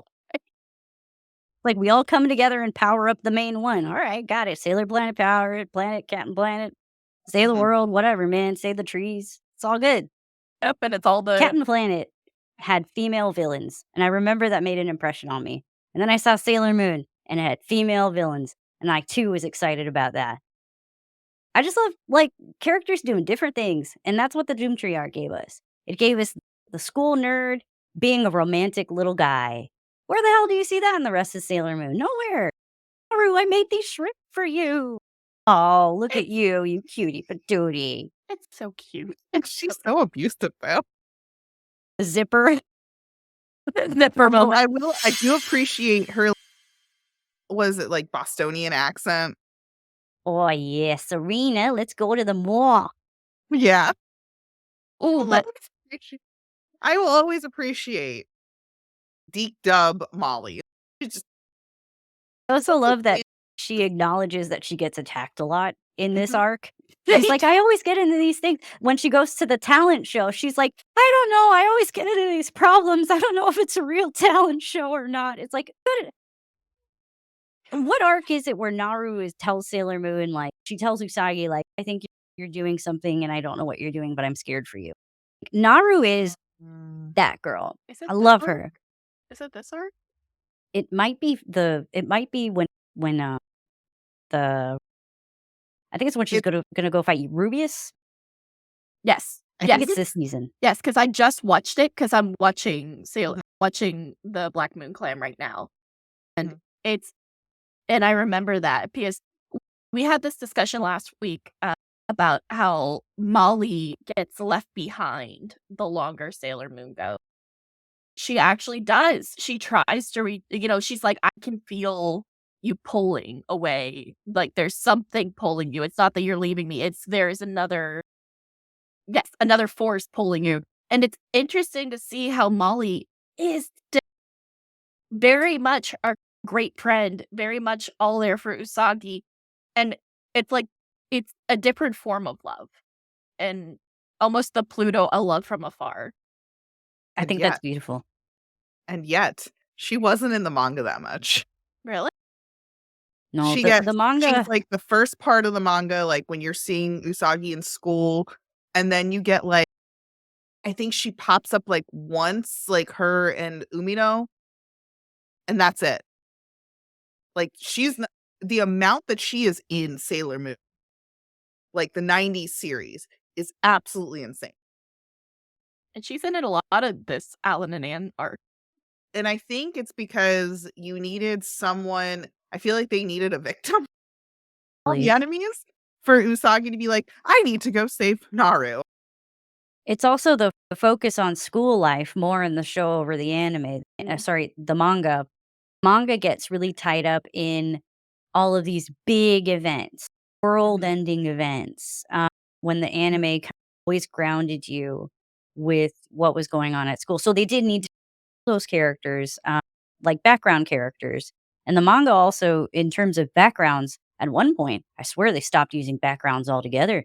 Like, there are very few scenic backgrounds in the manga. I don't know where the senshi are at times, and I'm very excited for Cosmos to actually see, like, where are they, and not in a void. So it's like you lose the background characters, and then you lose the backgrounds entirely. It's really crazy. The manga's beautiful regardless, but background art, background characters, there's nothing to really ground it at times. I'm excited to see, like, just the fact it's going to be the anime, like, we're going to actually see the storyline of Stars. Yeah. I'm trying not to say any spoilers. Same. Yeah, I'm excited. But it's going to be exciting. we're in a very exciting time to be a fan of Sailor Moon. I think Sailor Moon's bigger than it ever has been, especially in the West. I tell people at work, I'm like, oh, today's the Jimmy Choo collab. Tomorrow is the Black Belt collab. Oh, remember Pop, Color Pop? Yeah, they did another makeup one the other day. And then there were Skechers. And then there were a Van. Never in my life has Sailor Moon been this big. And and it it's a great sold time. out. Like the Jimmy Choo sold out. I was like, I do want one of the bags. I want the one bag where I think it's Usagi and Mamoru panel on the front, and then you turn it around, it's all the scalps like doing attacks on the back. I want that purse. I understand it is several $1,000s. Would it be in one of those cases? Absolutely, because I couldn't bring, like, I would probably use a Louis Vuitton bag, but like a Jimmy Choo with Sailor Moon on it, I ain't using it. No. Like it sold the shoes sold out. I will say, though, that I am frustrated that they only sold 5 tote bags in, like, the entire United States. That's That was the it? thing. Supposedly supposedly the Jimmy Choo collab, every store location, and there were only, like, what, Vegas, Tokyo, China, England? Mm. Apparently, and I don't think Miami got any because I called. Every store got 1 shoe in only one of each size. So the Sailor Jupiter shoes, there was 1 pair in size 6, 1 pair in size 7, 1 pair in size 8, and that is all that they sold. Online, the tote bags, there were only 5.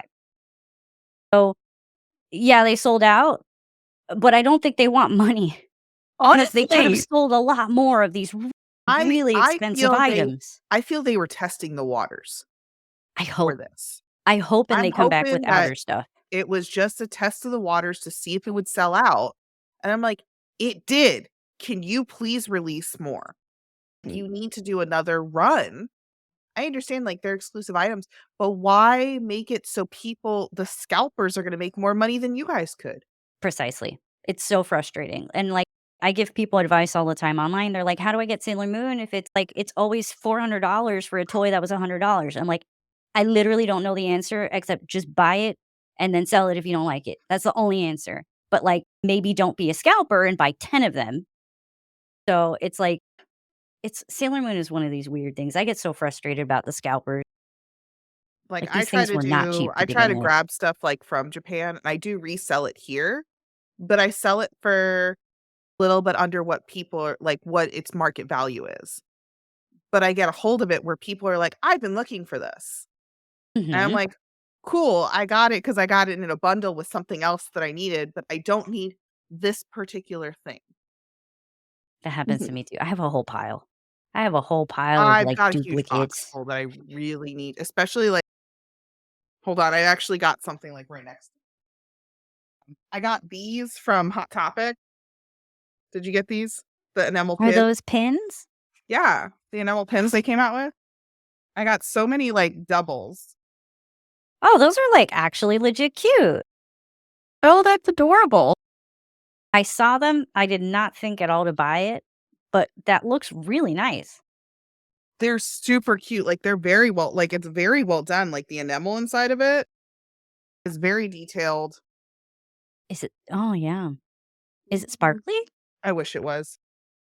Cute, They though. dropped the ball. No, it looks good from here. On camera, it looks Um, excellent. But I just like I just have so many suggestions for I know we've devolved from the Doom Tree. I think we've all said our pieces, but I Yeah, think 'cause now we're we're about to getting wrap up. into our opinions on Toei in general. Like, why don't we have Doom Tree merch? I think okay, I have theories. I know that Naoko is very protective of the franchise considering all of the terrible changes that the Deke dub and the Cloverway dub made. Lots of edits, all those things. The same thing happened to Hayao Miyazaki, right? He said no more cuts. So I believe that either she or her team is extremely protective of the franchise and they just want to do what they know is going to sell. They are not interested in being adventurous. And I don't like saying that. I think they don't have the right people on their marketing team. I They don't have a completely agree. Moonie. I completely agree. I have said this in other episodes. I have said they really need to get people on there that are true Moonies, or they need to start listening to the Sailor Moon fan base because I'm going to still collect Sailor Moon. Collection's only going to grow. I actually have stuff that's like in boxes on top that's not open that I haven't put in the cases. And I'm just like, can we please get more? Like, I understand like they're doing the glitter and glamour and we're getting the Eternal Scouts as figures. But what about everything else? There is so much, and I'm disappointed. I am very disappointed. I'll say it right now, I'm disappointed in Crystal in general because Toei has all this money. And time again, ever since the 25th anniversary or the 20th anniversary. I'm going to say the 20th because I moved to where I live now when the 20th anniversary when they announced Sailor Moon Crystal. It's been 10 years, guys. I feel that it's kind of like a slap in the face when you see all this stuff selling out consistent. You're going to tell me you can't do certain things? I understand being protective of a franchise, but also just it almost feels like they don't care. No, I think they don't care. There's a really bad kind of propensity in Japan to prioritize male audiences over female audiences. We all know the audience of Sailor Moon. Primarily female, and they don't give a shit about the West.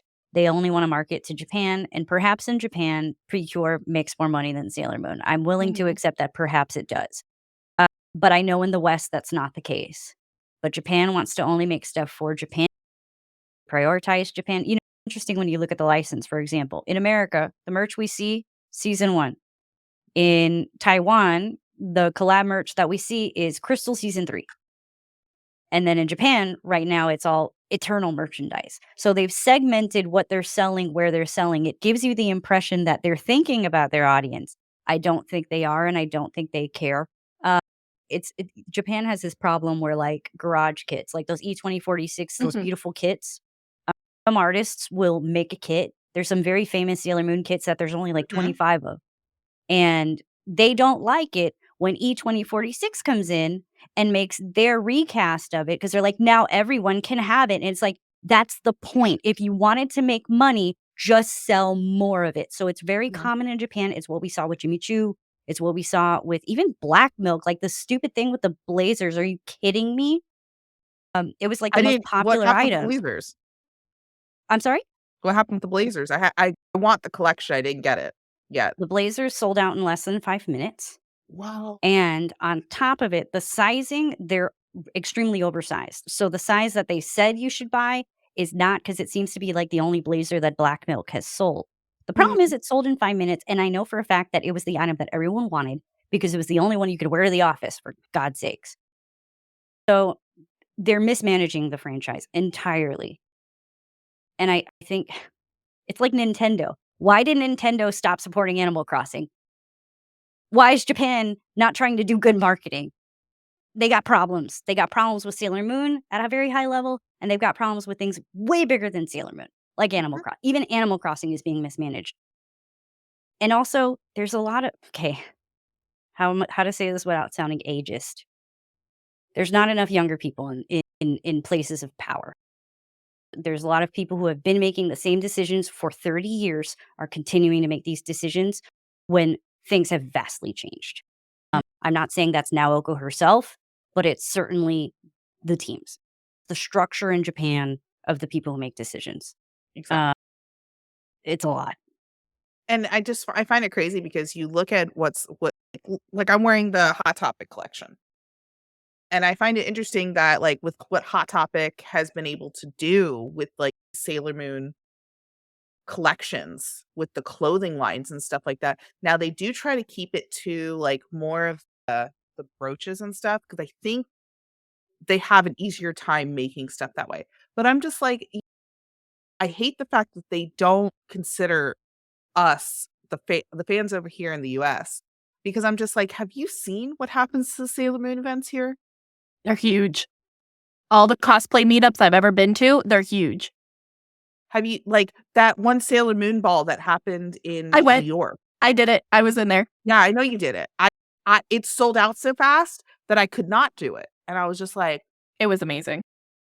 And there's all those cute pop-up shops that they'll do like a boba tea event and there's people lining outside the door. And I do love the pop-ups in Japan for Sailor Moon.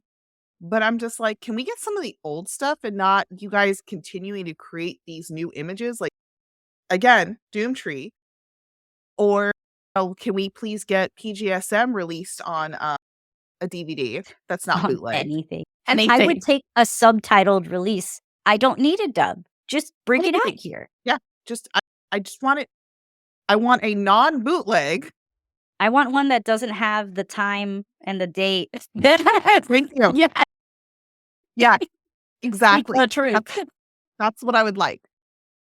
Yeah, I think just a lot of balls have been dropped, and I'm just like, come on, guys. Like, you can But see back to Doomtree, I think the reason they're not making merch of it is because Naoko herself didn't make it, and I suspect she has an ego.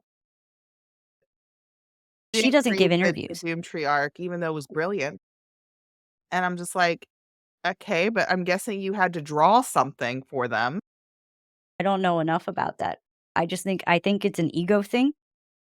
I think Crystal to me is entirely an ego thing. Only manga, nothing new, no changes. Oh, except that time that Venus didn't kill Bear. I have a soapbox on that. I am still mad. It's so Or the fact the generals didn't die and you killed them at the last minute by crushing them with a rock. What a terrible mistake. Horrible. I Insulting. was like, the moment Jedi lived, I went, excuse me? He's supposed to die. Like, each general just by the scout. Like, the scouts are supposed to kill the generals, and then you don't have them die. You crush them by a rock because they've been feeling their feeling. Not rocks. And I'm like, Not the same thing that killed Cersei and Jaime Lannister. what? Okay, but do you guys have any last points you want to make on Tree of Doom? Because we're actually over our normal time, which is not a bad thing. I want to be cognizant of our guest time and be respectful. Nah, I love this podcast. I'm so glad I was here. Yeah, I love this arc. we want you. You guys are great. Keep doing what you're doing. We're going to have, just so you know, if you would like to come back, we're going to be doing a merch one. We've got that. That's would- open still. We would love to have you on. Because I'm really big on like proxies and stuff. So like it would be an episode on like teaching people how to do things. And of course, Crystal I is would love trash. that. Yeah, that too. But I'm so glad that you came on. And before we wrap up our show, we always like to give the guest time to please tell us, plug yourself, talk about what you're doing, what you're up to. Please, thank you for being on. Oh, thanks so much. I'm Sailor Tortilla. I specialize in Sailor Moon toys and reviews, and I often do trash the license holders. I am not sponsored by Toei, so I actually tell you what I think, and that's a little bit dangerous. You can follow me on Twitter, Instagram, Facebook, YouTube, and TikTok. I'm Sailor Tortilla, but my friends call me Age. And back to you. All right, guys. That brings us to the end of our show. Thank you so much for joining us today for episode 7 of season 2. I'd like to thank Sailor Tortilla for being here. Age, thank you so much for being here. We really appreciate it. This was a very fun show. Please talk. We'll talk after. Hopefully you want to come back. So thank you again today for joining us for all the Moonie Mayhem, guys. As always, fellow Moonies, make sure you follow us on all our socials. You can find that in the link tree of our description if you guys are watching us on Twitch right now. New episodes of the podcast come out Moonie Monday. We appreciate any likes, comments, follows, however you would like to support our show in our own way. And as a reminder, this has just been our opinions. We love hearing other Moonies' opinions. That's what this show is all about. We're working hard on the show to be a place for Moonies to come together and discuss their love and passion for Sailor Moon. Remember, as Sailor Mercury said, a future is something that you make yourself. You have to believe in it. Good night.